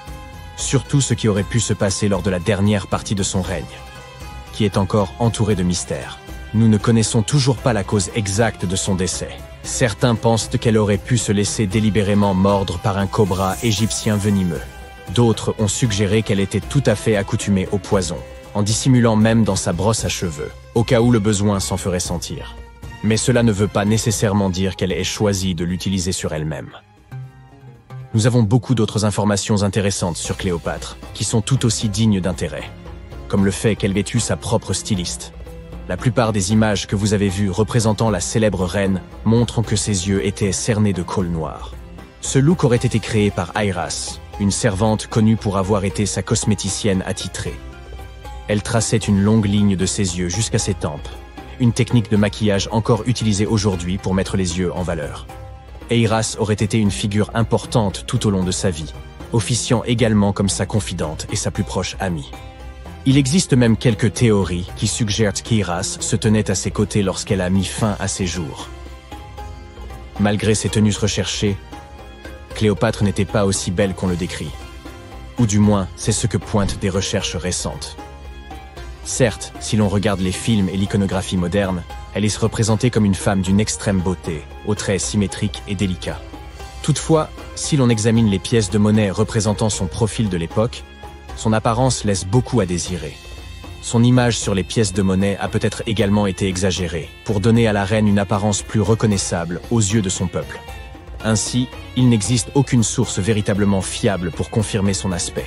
Mais sa description dans la plupart des textes de l'Antiquité évoque ses autres qualités, comme son éloquence et sa personnalité, plutôt que sa beauté. Cléopâtre est peut-être la reine égyptienne la plus célèbre à ce jour, mais elle n'était pas non plus le premier choix. Elle avait une sœur aînée, Bérénice, qui n'aura que très brièvement occupé le trône. Cette dernière ayant été renversée après 3 ans de règne, Cléopâtre s'est donc habituée à endosser le rôle et a commencé à se consacrer à sa propre éducation. Elle voyageait fréquemment à travers le pays pour se familiariser avec son peuple et avec leurs besoins. Elle n'avait que 18 ans lorsque les rênes du pouvoir lui ont été transmises, et elle a immédiatement gagné en popularité en raison de sa grande intelligence et de son instruction. Son goût pour la littérature était également renommé. On savait qu'elle était friande des œuvres d'Homère, le célèbre poète grec. Cléopâtre aimait d'ailleurs autant écrire qu'elle aimait lire. Il existe même des suppositions selon lesquelles elle aurait écrit un livre sur la médecine et les cosmétiques, mais nous n'avons aucune preuve à ce jour que ce travail ait jamais existé. Être une grande souveraine à cette époque signifiait qu'il était indispensable de parler plusieurs langues. Cléopâtre l'avait clairement compris. Et c'est pourquoi il se murmure qu'elle en connaissait de nombreuses, à des degrés divers. Certains archéologues ont suggéré qu'elle maîtrisait le grec, l'égyptien et l'éthiopien, ainsi que de nombreux dialectes arabes. Elle aurait également pu parler latin, mais il y a peu de preuves pour soutenir cette hypothèse. Elle n'avait peut-être pas des traits angéliques, mais Cléopâtre faisait vraiment attention à son apparence, à commencer par son alimentation. Elle aimait les repas simples, notamment une variété de poissons. Étant donné qu'elle vivait près de la mer Méditerranée, ce n'est vraiment pas une surprise. En guise de friandises, elle raffolait des pigeons farcis, qu'elle servait également à ses invités. D'autres plats au menu comprenaient des légumes et de la soupe de fèves. Les fruits et les noix n'étaient pas en reste dans son alimentation, et elle était également une grande amatrice de miel. Récemment, une équipe d'experts a même essayé de reproduire son célèbre parfum. Voyez cela comme l'équivalent antique du Chanel numéro 5. Cléopâtre était connue pour être une grande amatrice de parfums luxueux, dont elle croyait même qu'ils pouvaient influer sur la manière dont les gens la percevaient. La base de ce parfum est la myrrhe, une résine récoltée sur un arbre local. D'autres ingrédients ajoutés au mélange étaient également répandus à l'époque, comme la cardamome, l'huile d'olive et la cannelle. Le résultat peut ne pas être aussi fragrant que les parfums que nous connaissons et employons aujourd'hui. Sa consistance était beaucoup plus épaisse, mais le parfum durait beaucoup plus longtemps. Quand elle était à l'apogée de sa gloire, Cléopâtre aurait bien pu être la personne la plus riche au monde. À cette époque, elle régnait sur un territoire qui s'étendait à travers la Méditerranée, de la Libye actuelle à l'ouest, en passant par l'Égypte jusqu'à la Syrie tout à l'est. À l'époque, c'était le plus grand territoire jamais dirigé par une femme. En monnaie d'aujourd'hui, sa fortune aurait donc pu avoisiner les 95 milliards de dollars. Les calendriers que nous utilisons aujourd'hui ont peut-être été introduits par Cléopâtre elle-même. C'est elle qui aurait présenté l'idée des années bissextiles et des jours intercalaires à Jules César, le général romain avec lequel on sait qu'elle était très proche. Suivant ses conseils, César aurait fait de ces ajustements une partie intégrante du calendrier romain. Les anciens Égyptiens savaient déjà que l'année était plus longue que 365 jours exactement. Ils ont découvert cela en étudiant l'étoile la plus brillante dans le ciel, appelée Sirius, et en ont conclu qu'une année durait en réalité 365 jours et un quart. C'est Elizabeth Taylor qui a fameusement introduit Cléopâtre dans l'imagerie populaire, lorsqu'elle l'a interprétée dans le film du même nom en 1963. À ce moment, il s'agissait du film le plus coûteux jamais produit. Il n'était censé coûter qu'environ 2 millions de dollars, mais a fini par engloutir l'incroyable somme de 44 millions. C'était principalement dû à des problèmes de scénario et de production. Pour réaliser ce film emblématique, les producteurs ont dû créer 79 décors de toutes pièces, ainsi que plus de 26 000 costumes pour le reste du casting. Rien que les costumes de Cléopâtre d'Elizabeth Taylor ont coûté environ 2 000 dollars. Heureusement pour les producteurs, le film a fait les gros titres et a été très bien accueilli par la critique, ce qui en fait un succès au box-office. Certains associent Cléopâtre à un autre célèbre souverain d'Égypte, le pharaon Toutankhamon. C'est une erreur. Car hormis le fait qu'ils aient en tous deux été des pharaons égyptiens, ils n'ont rien d'autre en commun. Pour commencer, Toutankhamon a vécu environ 1300 ans avant Cléopâtre. Et ils ne partageaient même pas la même ascendance. Cléopâtre avait des racines grecques macédoniennes, tandis que Toutankhamon était un Égyptien du pur souche.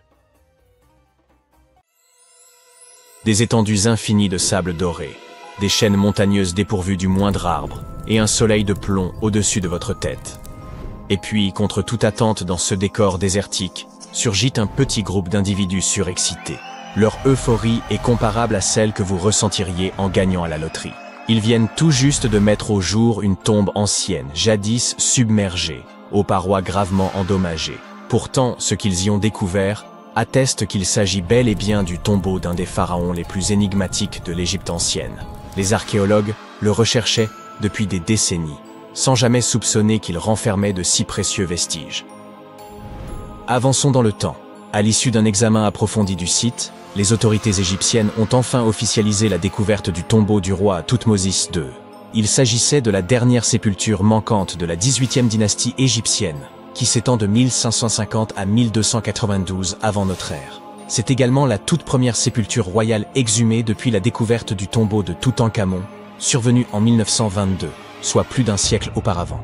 C'est une équipe conjointe d'archéologues égyptiens et britanniques qui a mis au jour ce tombeau, niché dans les montagnes thébaines à l'ouest de Luxor, non loin de la célèbre vallée des rois.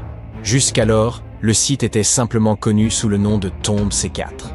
Mais les fouilles ont permis de rassembler des preuves irréfutables qu'il appartenait au roi Thoutmôsis II.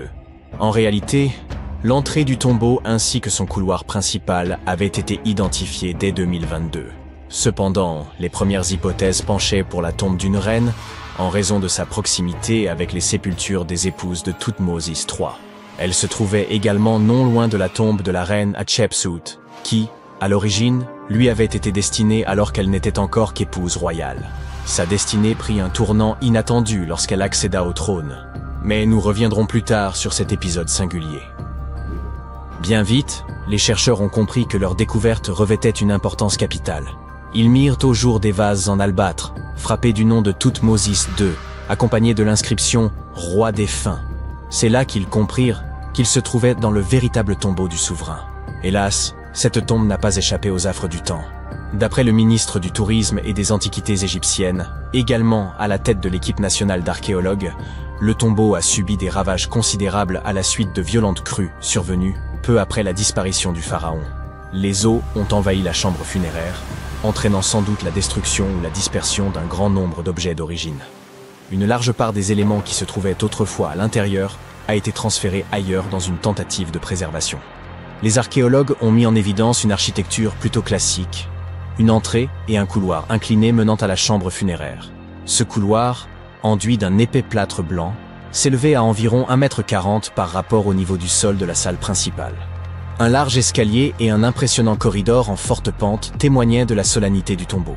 La progression s'est révélée longue et difficile, car l'accès était encombré par des amas de débris charriés par les inondations et des effondrements. Ce n'est qu'après avoir rampé sur une dizaine de mètres dans un passage étroit, ne laissant qu'une ouverture de 40 cm au sommet, un supplice pour les claustrophobes, que l'équipe a enfin pu pénétrer dans la chambre funéraire. Mais une surprise les y attendait. Une fois les gravats dégagés, les chercheurs s'attendaient à tomber sur les vestiges écrasés d'une sépulture. Pourtant, à leur grande surprise, la chambre était entièrement vide. Et nul acte de pillage n'était en cause. Le tombeau avait été volontairement vidé. Ils comprirent bientôt qu'il avait été inondé depuis sa création, en contrebas d'une chute d'eau. Cela serait survenu quelques années à peine après la mise au tombeau du souverain, obligeant les prêtres à transférer son corps et ses objets funéraires ailleurs. C'est précisément ce qui expliquerait la présence d'un second couloir. Il aurait vraisemblablement été aménagé pour permettre le retrait du corps de Thoutmôsis II de la tombe submergée. En dépit des dégradations, l'équipe archéologique a mis au jour des trouvailles fascinantes. Des traces de mortier ornées d'inscriptions bleues, d'étoiles jaunes, ainsi que des fragments du livre de l'Amduat, l'un des textes funéraires majeurs de l'Égypte ancienne. Ce recueil visait à guider le défunt dans l'au-delà, assurant la réussite de son périple souterrain. Jetons plutôt un œil à la 18e dynastie égyptienne. Elle fut marquée par l'expansion militaire, l'agrandissement de l'empire et la construction de monuments saisissants. Parmi les figures les plus emblématiques de cette époque figurent Thoutmôsis Ier et Thoutmôsis III, deux souverains guerriers qui ont laissé une empreinte durable dans l'histoire. Thoutmôsis Ier, stratège redoutable, mena des campagnes décisives, étendant les frontières du royaume jusqu'à la 4e cataracte du Nil. Ces victoires ouvrirent à l'Égypte de nouveaux circuits commerciaux, consolidèrent ses alliances et accrurent sa prospérité. Leur importance fut telle qu'elles furent gravées dans les tombeaux de ces hauts dignitaires. Thoutmôsis III, surnommé parfois le Grand, alla encore plus loin. Brillant stratège, il fut d'abord général sous la reine Hatshepsut avant d'accéder lui-même au trône. Il mena entre 17 et 20 campagnes militaires, toutes victorieuses, propulsant l'empire à son apogée. Il est également à l'origine de la toute première marine connue. Thoutmôsis III demeure, à bien des égards, le plus grand pharaon guerrier d'Égypte. Entre ces deux géants, Thoutmôsis II apparaît comme une figure bien plus discrète. L'éternel cadet, peut-être? Son règne, long d'environ 5 ans, prit fin vers 1479 avant notre ère, lorsqu'il mourut à l'âge de 30 ans. Il reste entouré de mystères. Ses réalisations sont inconnues et l'emplacement de sa sépulture demeura introuvable pendant plusieurs siècles. Le corps de Thoutmôsis II a été découvert au XIXe siècle. Il reposait simplement dans le temple mortuaire de Deir el-Bahari, dissimulé dans une chambre secrète où les prêtres avaient pour coutume de cacher les momies royales, bien après le pillage de leur sépulture d'origine. En d'autres termes, cela signifie qu'à un moment donné, son corps a été déplacé pour le mettre en sécurité. Durant sa vie, Thoutmôsis II joua au moins un rôle décisif dans l'histoire égyptienne. Il épousa sa demi-sœur, Hatshepsut. Ce mariage, en apparence anodin, permit à cette dernière de devenir la plus grande pharaone d'Égypte après sa mort. Le revers, elle évinça son beau-fils, Thoutmôsis III, du trône pendant des décennies. Une fois au pouvoir, ce dernier fit effacer son nom par rancune. Et pourtant, Hatshepsut figure parmi les plus grands souverains de toute l'Égypte, hommes et femmes confondus. Elle enrichit considérablement le royaume, tant sur le plan économique qu'artistique. Elle organisa notamment une grande expédition commerciale vers le mystérieux pays de Punt, d'où elle ramena de l'or, de l'ébène et de l'encens. Soucieuse de marquer les esprits, elle fit ériger des monuments grandioses, dont plusieurs subsistent aujourd'hui. À Karnak, elle fit dresser d'imposants obélisques, l'un d'eux est toujours debout. C'est aussi elle qui fit construire le temple de Deir el-Bahari, aux innombrables colonnes, où elle fut ensuite inhumée. Fait marquant. Hatshepsut fut souvent représentée dans les arts comme un homme, arborant musculature et barbe postiche, selon les conventions réservées aux pharaons. Toutefois, elle tenait à ce que son identité féminine ne soit jamais totalement effacée, et se faisait notamment appeler fille de Ré ou Sa Majesté elle-même. À sa mort, en 658 avant Jésus-Christ, l'Égypte ne connaîtrait plus de souveraine aussi puissante avant l'arrivée de Cléopâtre, quelques 14 siècles plus tard. D'après le secrétaire général du Conseil suprême des antiquités égyptiennes, le nom d'Hatshepsut figure bel et bien dans le tombeau de Thoutmôsis II, ce qui laisse penser qu'elle aurait elle-même supervisé les funérailles de son époux. Quant à leur lieu de dernier repos, Hatshepsut se trouve dans la célèbre vallée des rois, tandis que la momie de Thoutmôsis II est aujourd'hui exposée au Musée national de la civilisation égyptienne, aux côtés d'autres souverains. Les visiteurs ont ainsi l'occasion rare de contempler les restes d'un pharaon longtemps tombé dans l'oubli. La découverte de ce tombeau est considérée comme l'une des plus importantes de ces dernières années.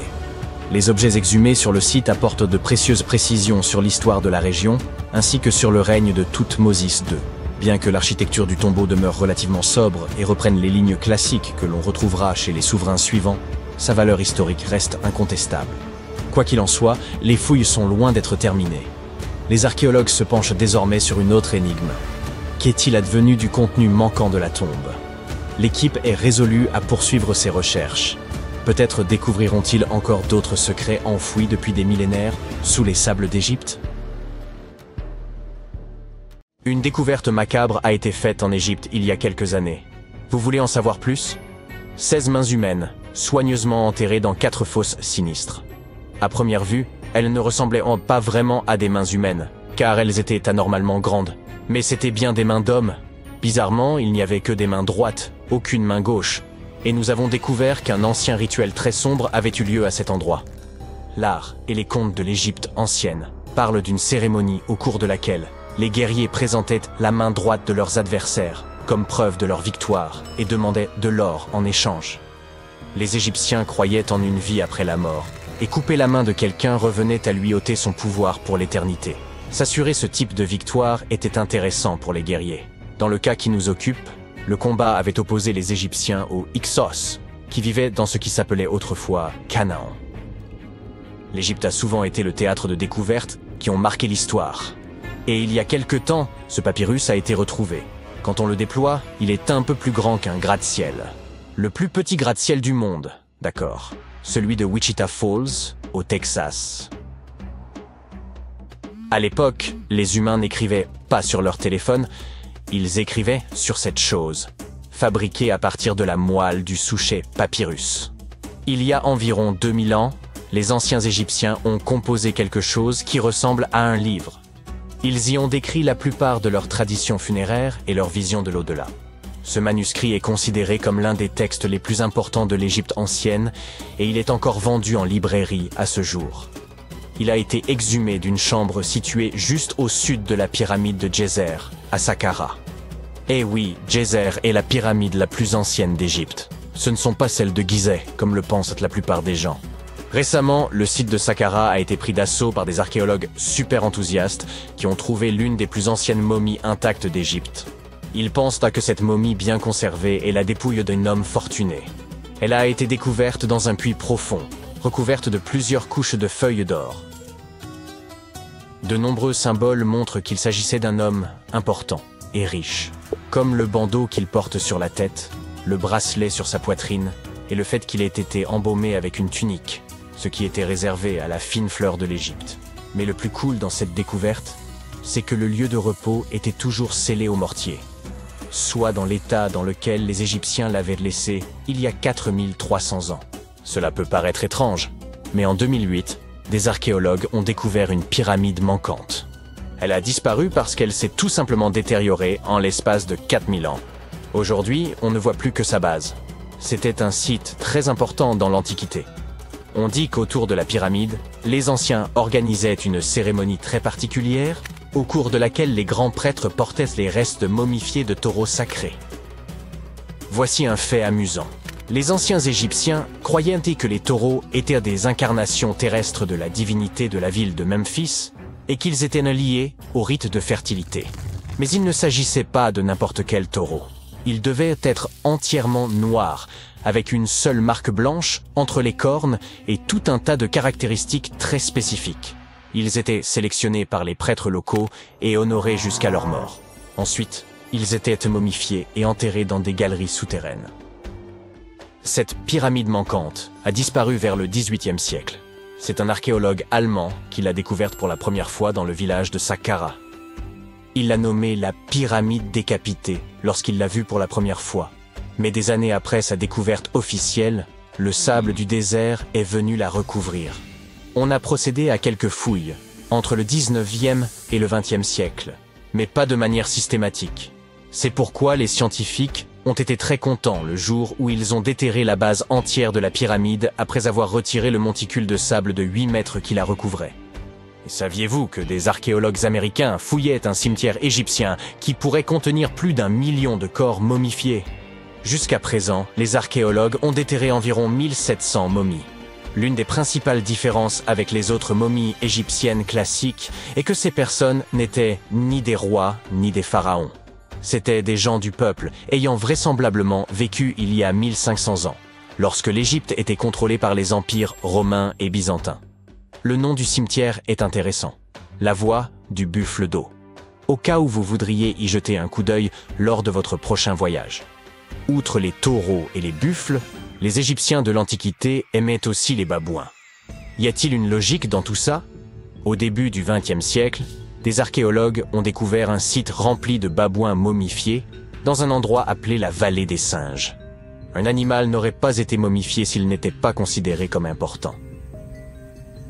Certains animaux étaient plus importants que d'autres, car ils étaient liés à des divinités spécifiques. Les chacals étaient liés à Anubis, l'ancien dieu de l'au-delà. Quant aux chats, ils étaient assimilés à la divinité féminine Bastet. Les babouins étaient très importants, car on pensait qu'ils étaient liés à Thoth, la divinité de la sagesse et conseiller de Ra, l'une des divinités suprêmes de l'Égypte. Les archéologues ont découvert que ces babouins n'étaient pas très heureux. Ils pensent qu'on les gardait à l'intérieur, et qu'ils furent privés de la lumière du soleil pendant la majeure partie de leur vie. Ils souffraient d'une grave carence en vitamine D et étaient mal nourris. Peut-être que Thoth s'est mis en colère contre les gardiens de ces babouins, simple supposition. Les archéologues ne s'ennuient jamais en Égypte. Ils ont également trouvé des momies humaines avec des langues en or. Les Égyptiens étaient très attachés à la vie après la mort, et ils pensaient qu'avoir une langue en or pouvait aider une personne à parler une fois passée de l'autre côté. Un peu difficile sans doute, mais pourquoi pas. Certaines de ces momies furent placées dans des cercueils en bois avec des objets tels que des colliers, des poteries, des objets en or en forme de fleurs de lotus et de scarabées, et des iPhones. Je plaisante. Un nouveau temple a également été exhumé récemment en Égypte. Les scientifiques pensent qu'il était consacré à Zeus Cassios. Cette divinité serait un croisement entre Zeus, la toute-puissante divinité grecque, et le mont El-Kas. En fouillant la péninsule du Sinaï, en Égypte, les archéologues sont tombés sur 2 colonnes de granit rose qui sortaient du sol. Et bingo! Ils pensent que ces colonnes représentaient la porte d'entrée du temple et qu'elles se sont effondrées lors d'un tremblement de terre il y a de nombreuses années. Et puisqu'on parle de divinité, certaines sont moins sérieuses que d'autres. Récemment, des scientifiques ont déterré un anneau d'or dans une ville située au sud du Caire. Non, Frodon, il n'est pas magique. Il s'agit d'un anneau en or, tout ce qu'il y a de plus normal, sauf qu'il est orné de la figure de la divinité de l'amusement, qu'on appelle Bès. Cette divinité est souvent décrite dans les textes sacrés comme un joyeux nain joufflu. Aujourd'hui, nombreux sont les tatouages dépourvus de signification et réalisés à des fins purement esthétiques. Dans l'Égypte ancienne, cependant, les femmes se faisaient tatouer afin d'être protégées au moment d'accoucher. C'est du moins ce que pensent les scientifiques. Dans la région du Nil, des chercheurs ont trouvé des momies dont les tatouages étaient bien conservés, ce qui est tout rare, car la peau se détériore très facilement. 2 de ces femmes s'étaient fait tatouer le bas du dos et les dessins étaient simples. Il y avait surtout des images, dont celle du nain joufflu dont nous venons de parler, Bès. Protéger les femmes lors de leur accouchement était donc apparemment son hobby. Me croiriez-vous si je vous disais que les anciens Égyptiens ont inventé les robots? Non. En effet, ce n'est pas tout à fait vrai. Bien sûr, c'étaient des astronomes, des mathématiciens et des ingénieurs. Mais ils sont également les auteurs d'une invention farfelue, une divinité automatisée que les scientifiques appellent Hathor. Cette statue en bois se trouvait depuis des années au Metropolitan Museum of Art, jusqu'à ce que quelqu'un remarque qu'elle avait un secret. À l'aide d'un scanner à rayon X, les spécialistes ont découvert un système mécanique à l'intérieur de la statue. L'axe en forme de poulie va de l'épaule de la statue à sa jambe gauche. Lorsque le système tourne, la statue lève et abaisse sa main, comme pour dire bonjour. Lorsqu'on entend le mot « momie », ça donne parfois froid dans le dos. En effet, la plupart d'entre nous associent ce mot à ces personnages effrayants que nous avons vus dans des films d'horreur. En réalité, les momies nous ont permis de comprendre beaucoup de choses sur les civilisations anciennes, sur ceux qui les gouvernaient, et sur la façon dont les gens vivaient à la perte de leurs proches. Les Égyptiens de l'Antiquité, qui croyaient qu'une certaine forme d'existence après la mort était possible si certaines conditions étaient respectées, sont le peuple le plus connu au monde pour ses momies. Ceux-ci préservaient effectivement les corps humains par le biais du processus de momification et plaçaient les momies dans des tombeaux équipés, un peu comme s'il s'agissait d'appartements. Pourquoi ce peuple y croyait-il? Eh bien, parce que la plupart étaient profondément liés à leur environnement naturel. Les Égyptiens étaient pleinement conscients des cycles naturels autour d'eux, comme le lever du soleil chaque jour ou de la lune la nuit, mais aussi de la façon dont la vie renaissait des plantes dans un cycle perpétuel, même à voir faner. Ils croyaient également que le puissant esprit Osiris, qui représentait le cycle de la disparition et de la résurrection, jouait un rôle dans ce processus. Pour se préparer à l'au-delà, les Égyptiens de l'Antiquité suivaient certains rituels, comme la momification, qui consistait à utiliser des éléments aussi variés que le miel, les résines ou encore l'encens pour préserver les corps. Aucune momie n'est plus célèbre que celle du roi Tut, Toutankhamon. Ce jeune pharaon régna sur l'Égypte il y a plus de 3000 ans. Un problème majeur lors de la découverte des tombes royales est que la plupart ont déjà été pillées au moment où on les retrouve. Le peuple savait que les souverains laissaient de nombreux objets de valeur à leur côté après leur mort, ce qui rendait ces lieux de sépulture vulnérables face aux voleurs. Étonnamment, lorsque la tombe du roi Tut fut ouverte en 1922, les gens se réjouirent, car elle n'avait pas été volée à l'instar de beaucoup d'autres tombes royales. C'est dire à quel point elle était bien cachée. À l'intérieur, sa momie était enfermée dans 3 cercueils au total, dont un en or. Les objets trouvés dans sa tombe furent très révélateurs de ce qu'était l'Égypte antique. L'étude de sa momie nous a également permis d'en savoir plus sur la culture et les pratiques en vigueur à l'époque où il est décédé. Enfin, les recherches liées à son ADN nous ont conduit à obtenir des informations sur sa famille. En outre, les scientifiques purent découvrir qu'il avait, par exemple, souffert de la maladie appelée le paludisme et d'un problème au pied susceptible de l'avoir gêné lorsqu'il marchait. Ramsès II est un autre pharaon égyptien qui a régné pendant 68 ans, ce qui n'était pas rien à l'époque. Il est connu pour ses campagnes militaires d'expansion et ses réalisations architecturales. De nombreuses preuves datant de son règne existent encore aujourd'hui, notamment une grande statue à son effigie. Ramsès II mesurait environ 1,80 m et a vécu jusqu'à l'âge de 90 ans. Après avoir examiné sa momie, les scientifiques conclurent qu'il souffrait peut-être d'une maladie affectant sa colonne vertébrale. Vous vous souvenez des voleurs que j'ai évoqués plus haut? C'est probablement à cause de ces derniers que Ramsès II termina dans le cercueil ordinaire d'une collection secrète de momies royales à Deir el-Bahari, qui a été redécouverte en 1881. Heureusement, les archéologues purent l'identifier, car ses voyages avaient été consignés sur ce qui l'enveloppait. Le processus de momification était très fastidieux. En effet, dans l'Égypte antique, la momification pouvait durer jusqu'à 70 jours. Une personne dédiée prononçait un discours très spécifique tout en manipulant délicatement le corps et en le séchant à l'aide d'une sorte de sel appelé natron. On utilisait également du lin et de la résine pour que le corps paraisse plus vivant et pour l'envelopper dans un tissu. La tombe était tout aussi importante que la momification pour les Égyptiens de l'Antiquité. Les parois de la tombe du roi Tut, par exemple, étaient ornées d'œuvres d'art complexes représentant son voyage dans l'au-delà, depuis sa procession funéraire jusqu'à son passage aux enfers. Les Égyptiens antiques pensaient que tout le monde faisait ce voyage après sa mort et remplissaient donc les tombes d'objets et de peintures pour aider les défunts au cours de leur voyage spirituel.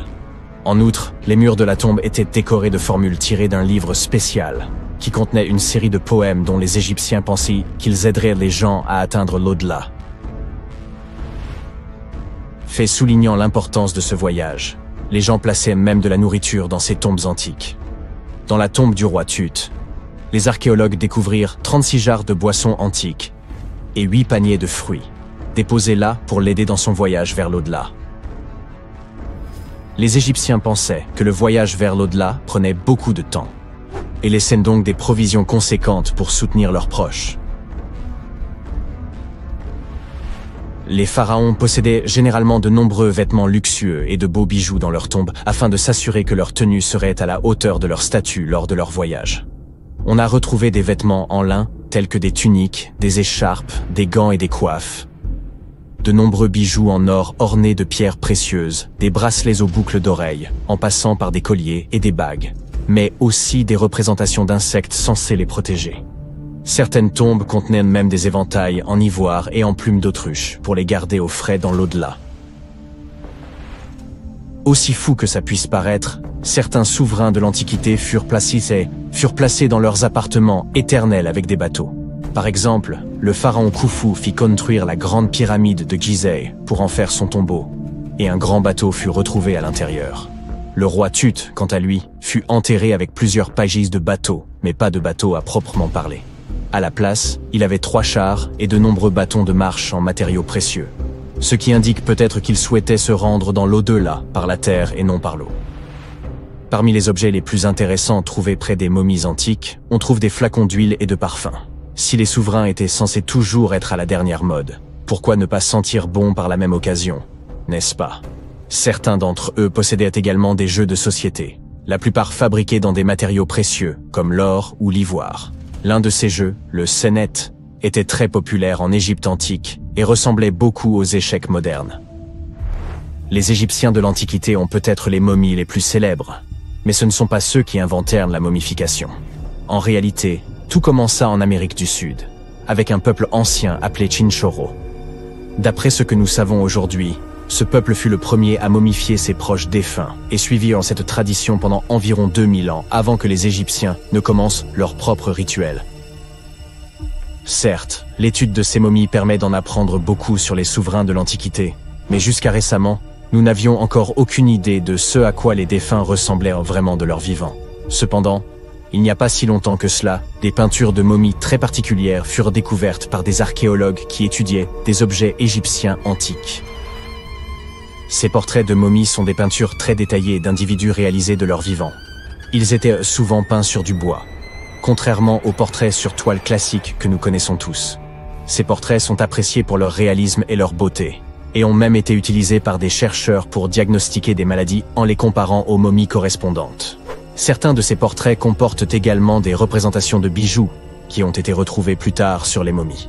La découverte récente de ces portraits de momies en Égypte centrale revêt une grande importance, car c'est la première fois depuis plus d'1 siècle que de telles peintures sont retrouvées. Les momies sont apparues partout dans le monde de manière naturelle. En effet, la momification peut se produire sans que l'homme n'intervienne, en raison de conditions naturelles, par exemple des environnements extrêmement froids ou chauds, des endroits où l'oxygène manque, ou une exposition accidentelle à des produits chimiques qui préservent le corps. Les conditions que je viens de citer ne permettent pas aux bactéries de se développer, ce qui fait que le corps reste plus ou moins intact. Le célèbre Otzi est l'une de ces momies. Nous savons aujourd'hui qu'il s'agissait d'un homme ayant vécu il y a environ 5000 ans en Europe, mais lors de sa découverte dans les Alpes en 1991, les autorités autrichiennes crurent d'abord qu'il s'agissait d'un alpiniste moderne en raison de la bonne conservation du corps. Cependant, après avoir retiré l'homme des glaces du glacier, il fut établi qu'il datait en fait de l'âge du cuivre. Nul homme ne retrouvera jamais mon tombeau. C'est, selon la légende, ce qu'aurait un jour déclaré Cléopâtre. Il ne s'agissait pas réellement d'une question de sexe. Elle ne souhaitait simplement pas qu'une âme vivante vienne troubler son repos. Et je pense qu'elle signifiait par là qu'aucun être humain ne parviendrait jamais à localiser sa tombe. Pourtant, contre toute attente, c'est bien une femme qui s'est approchée plus que quiconque de cet objectif tant convoité. Faites la connaissance de Kathleen Martinez-Berry, une avocate pénaliste dominicaine devenue archéologue. Sa fascination pour Cléopâtre fut telle qu'elle décida de tout quitter pour partir en Égypte, sans le moindre appui officiel ni même l'aval des autorités. Son seul moteur, une détermination inébranlable à retrouver la dernière demeure de la reine. On pourrait dire que Kathleen a toujours eu une longueur d'avance. Élève précoce, elle sauta plusieurs classes, maîtrisa le piano, les échecs, la natation et les arts martiaux, et grandit dans un environnement où les plus brillants esprits venaient débattre sous son toit. Diplômée en droit à 19 ans, elle nourrissait depuis longtemps une passion pour l'archéologie, bien qu'elle n'ait jamais mis les pieds en Égypte, ni participé à une seule fouille. Son obsession pour Cléopâtre remontait à un échange animé avec son père en 1990. Ce jour-là, elle pénétra dans la bibliothèque familiale en quête d'un exemplaire d'Antoine et Cléopâtre de Shakespeare. Son père, Fausto Martinez, professeur et expert en droit, qualifia alors la reine d'Égypte de simple séductrice. Kathleen ne pouvait s'y résoudre. Elle riposta avec ferveur, soutenant que l'histoire avait profondément dénaturé l'image de Cléopâtre. Selon elle, les Romains s'étaient appliqués à détruire sa réputation, et pendant des siècles, on s'était contenté d'adhérer à leurs récits. La discussion s'éternisa des heures durant, jusqu'à ce que son père concède qu'il avait peut-être jugé la souveraine trop hâtivement.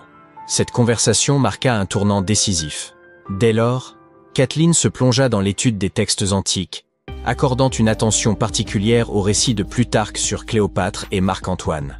Plus elle approfondissait ses recherches, plus elle se persuadait que la reine d'Égypte n'était pas qu'une souveraine éprise d'un tyran au destin tragique, mais une stratège de génie, engagée dans une lutte politique visant pour préserver l'indépendance de son royaume. Et plus elle lisait, plus une question s'imposait à elle. Et si l'on avait toujours cherché le tombeau de Cléopâtre au mauvais endroit, cette idée ne la quitta plus. Alors qu'elle veillait sur son deuxième enfant, elle obtint une maîtrise en archéologie, une capacité à jongler avec les responsabilités qui témoignent de sa détermination. Cette quête raviva l'obsession qui allait désormais guider sa vie, percer le mystère du tombeau de Cléopâtre. Si la majorité des spécialistes estiment que la reine repose sous l'Alexandrie moderne, en compagnie de 13 autres souverains ptolémaïques, Martinez défend une hypothèse radicalement différente. Elle est convaincue que Cléopâtre a été inhumée à Taposiris Magna, un temple ancien dédié à Osiris, dieu de l'au-delà. Mais pour confirmer cette intuition, il lui fallait encore mettre la main sur un cartouche remontant à sa fondation.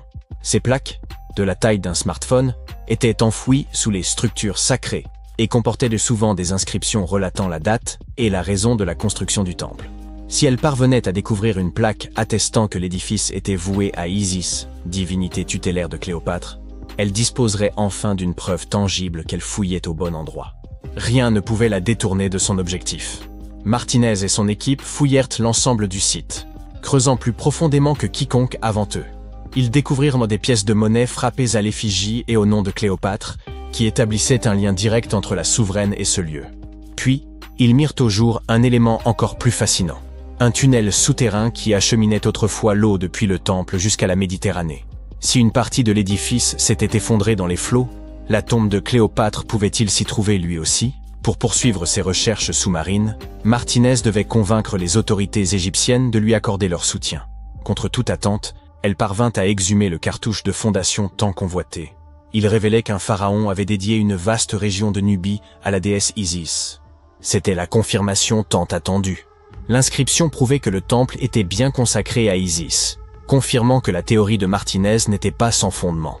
Si un temple se dressait encore sur la terre ferme, elle en déduisait qu'un second, peut-être même le tombeau de Cléopâtre, s'était effondré dans la mer. Pour étayer cette hypothèse, elle avait besoin d'experts en archéologie sous-marine.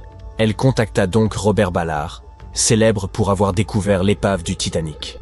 Avec l'aval de l'Égypte, son équipe se mit à sonder les eaux au large d'Alexandrie. Ce qu'ils mirent au jour dépassait leurs espérances. Sous l'eau, ils découvrirent d'imposantes structures de pierre, dont certaines atteignaient 2 à 3 mètres de haut, à l'endroit même où la côte se trouvait des millénaires auparavant. Parmi elles, figuraient aussi des blocs de basalte, le même matériau que celui des statues du premier temple. Une conclusion s'imposait. Ces pierres n'étaient pas de simples débris. Il s'agissait des vestiges d'une cité engloutie, ensevelie sous les flots depuis des siècles. Désormais, il ne reste plus qu'à attendre pour savoir si Martinez et son équipe parviendront à percer l'un des plus grands mystères de l'Antiquité, laissé par l'exceptionnel Cléopâtre. Revenons un peu en arrière. À la mort de son père, Ptolémée le XIIe, le trône égyptien revint officiellement à la fois à Ptolémée XIIIe et à Cléopâtre, du moins en apparence. Alors âgé de 18 ans, Cléopâtre aurait épousé son frère de 10 ans, une pratique courante parmi les dynasties de l'époque. Bien qu'aucune preuve formelle ne permette de l'affirmer avec certitude. Mais l'union ne dura pas. Très vite, le jeune Ptolémée décida qu'il voulait régner seul et chercha à évincer Cléopâtre. Contrainte de fuir l'Égypte, elle ne se contenta pas d'attendre son heure dans l'ombre. Déterminée à reprendre ce qui lui revenait de droit, elle leva une armée. À seulement 21 ans, elle se trouvait déjà dans le désert du Sinaï, à la tête de ses troupes, élaborant son retour triomphal au pouvoir.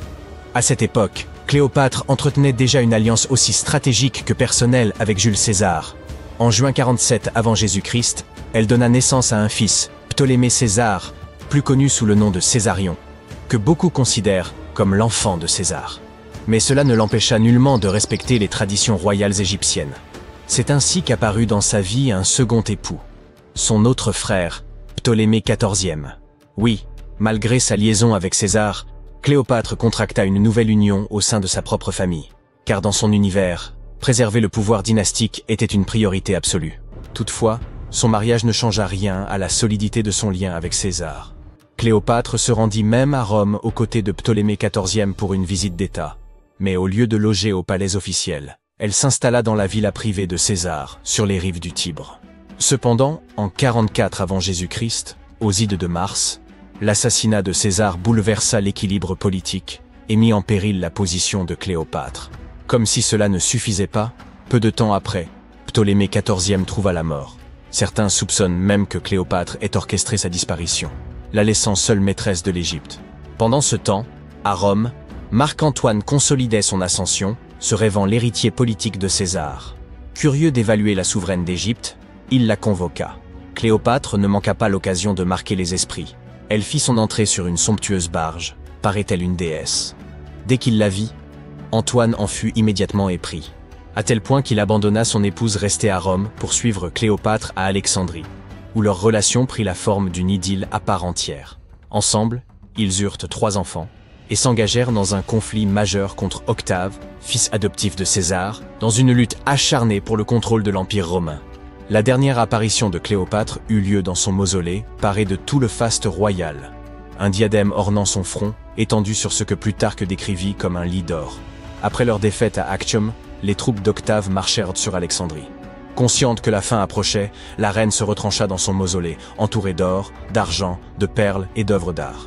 Plutôt que de voir ses trésors tomber aux mains des Romains, elle menaça de les réduire en cendres.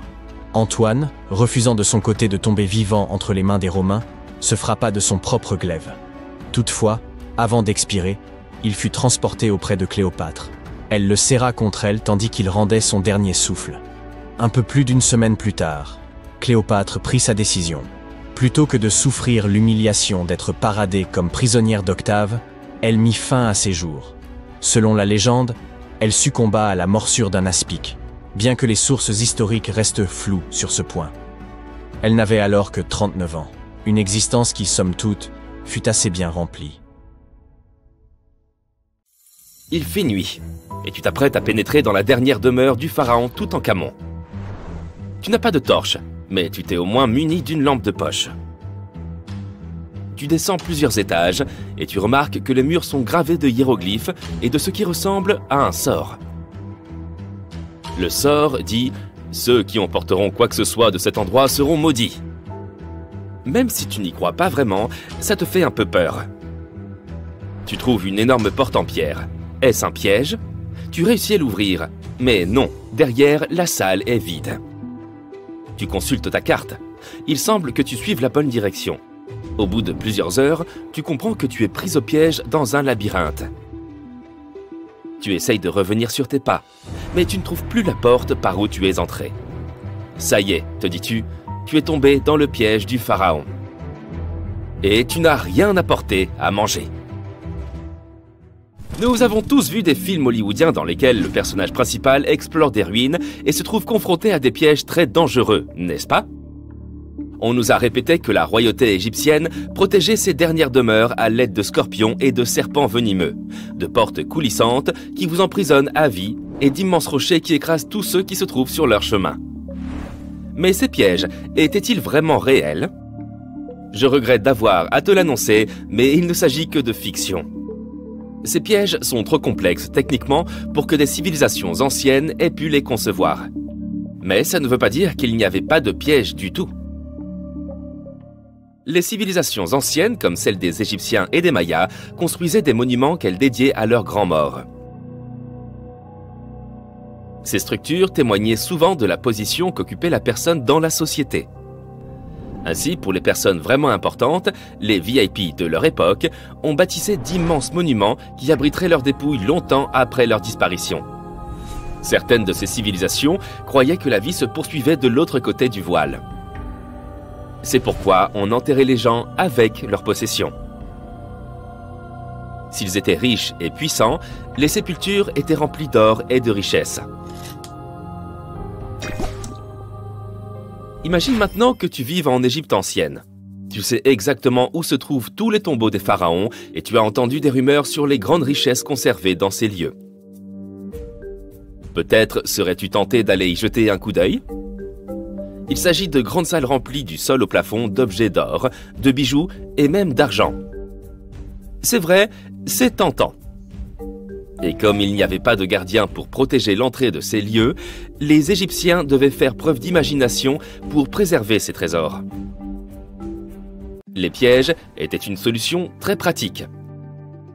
On construisait par exemple des salles vides à l'intérieur des monuments afin de confondre les voleurs. Examinons la dernière demeure d'Amenhotep III.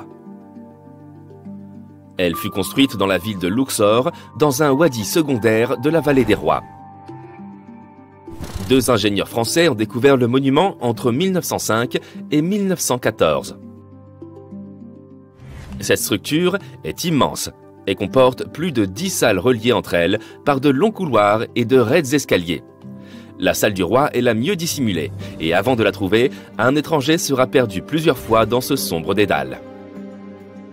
D'autres pharaons ont tenté de protéger leurs richesses en faisant construire des monuments dont les faux planchers dissimulaient des trous d'une profondeur pouvant aller jusqu'à 6 mètres. Les visiteurs indésirables étaient ainsi découragés dans leurs recherches en voyant s'ouvrir le sol en chemin vers la chambre du roi. Outre les faux planchers, ils excellaient à construire de véritables labyrinthes de couloirs et de fausses murailles. Et les voleurs pouvaient mettre des heures avant de trouver la riche sépulture. Quant aux serpents venimeux, il est probable qu'ils soient venus d'eux-mêmes s'installer dans les fosses de ces monuments. Et sans doute ne restaient-ils pas très longtemps. Comment ces reptiles auraient-ils pu survivre des années durant sans nourriture dans cet obscur intérieur? Oui, il s'agit donc bien encore d'une légende inventée par Hollywood. Si ces pièges te paraissaient ennuyeux, les archéologues ont trouvé un moyen de dissuasion intéressant dans la dernière demeure de la Reine Rouge de Palenque, au Mexique. Palenque était l'une des puissantes cités mayas du Mexique précolombien. On pense que la Reine Rouge était la grand-mère du dernier roi maya. Sans aucun doute, une personne d'une grande importance pour l'Empire. En son honneur, un immense monument fut construit pour conserver son corps après sa mort. La découverte de la tombe elle-même a été un véritable événement.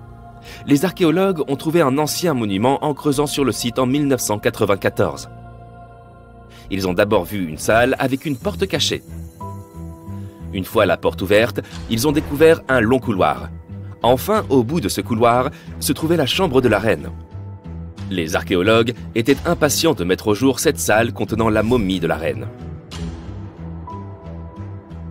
Elle était entourée de perles, de coquillages de jade et de pierres précieuses. Mais en explorant les vestiges, l'équipe a remarqué quelque chose d'assez étrange. La pièce était couverte de poudre rouge. Les chercheurs connaissaient l'importance de cette couleur pour le peuple maya et savaient qu'ils s'en servaient pour décorer leurs vêtements et leurs bâtiments. Mais ils ne comprenaient pas la présence de cette substance inconnue dans la sépulture de la reine. Après en avoir rapporté un échantillon pour une analyse approfondie, ils ont découvert que cette poudre était du cinabre, un minéral très nocif. Cette poudre, lorsqu'elle est inhalée, peut causer de graves dommages à la santé d'une personne. L'équipe a conclu qu'il ne pouvait s'agir que d'un piège pour ceux qui tenteraient de s'emparer de ces richesses. Les poudres toxiques sont peut-être les pièges les plus efficaces que nous ayons vus jusqu'à présent. Mais le moyen le moins onéreux d'éloigner les visiteurs indésirables était peut-être d'inscrire des sortilèges sur les surfaces des monuments. Nous en ririons probablement aujourd'hui, mais à l'époque, cela marchait extrêmement bien. Les sorts disaient généralement que quiconque emporterait quoi que ce soit connaîtrait un destin funeste.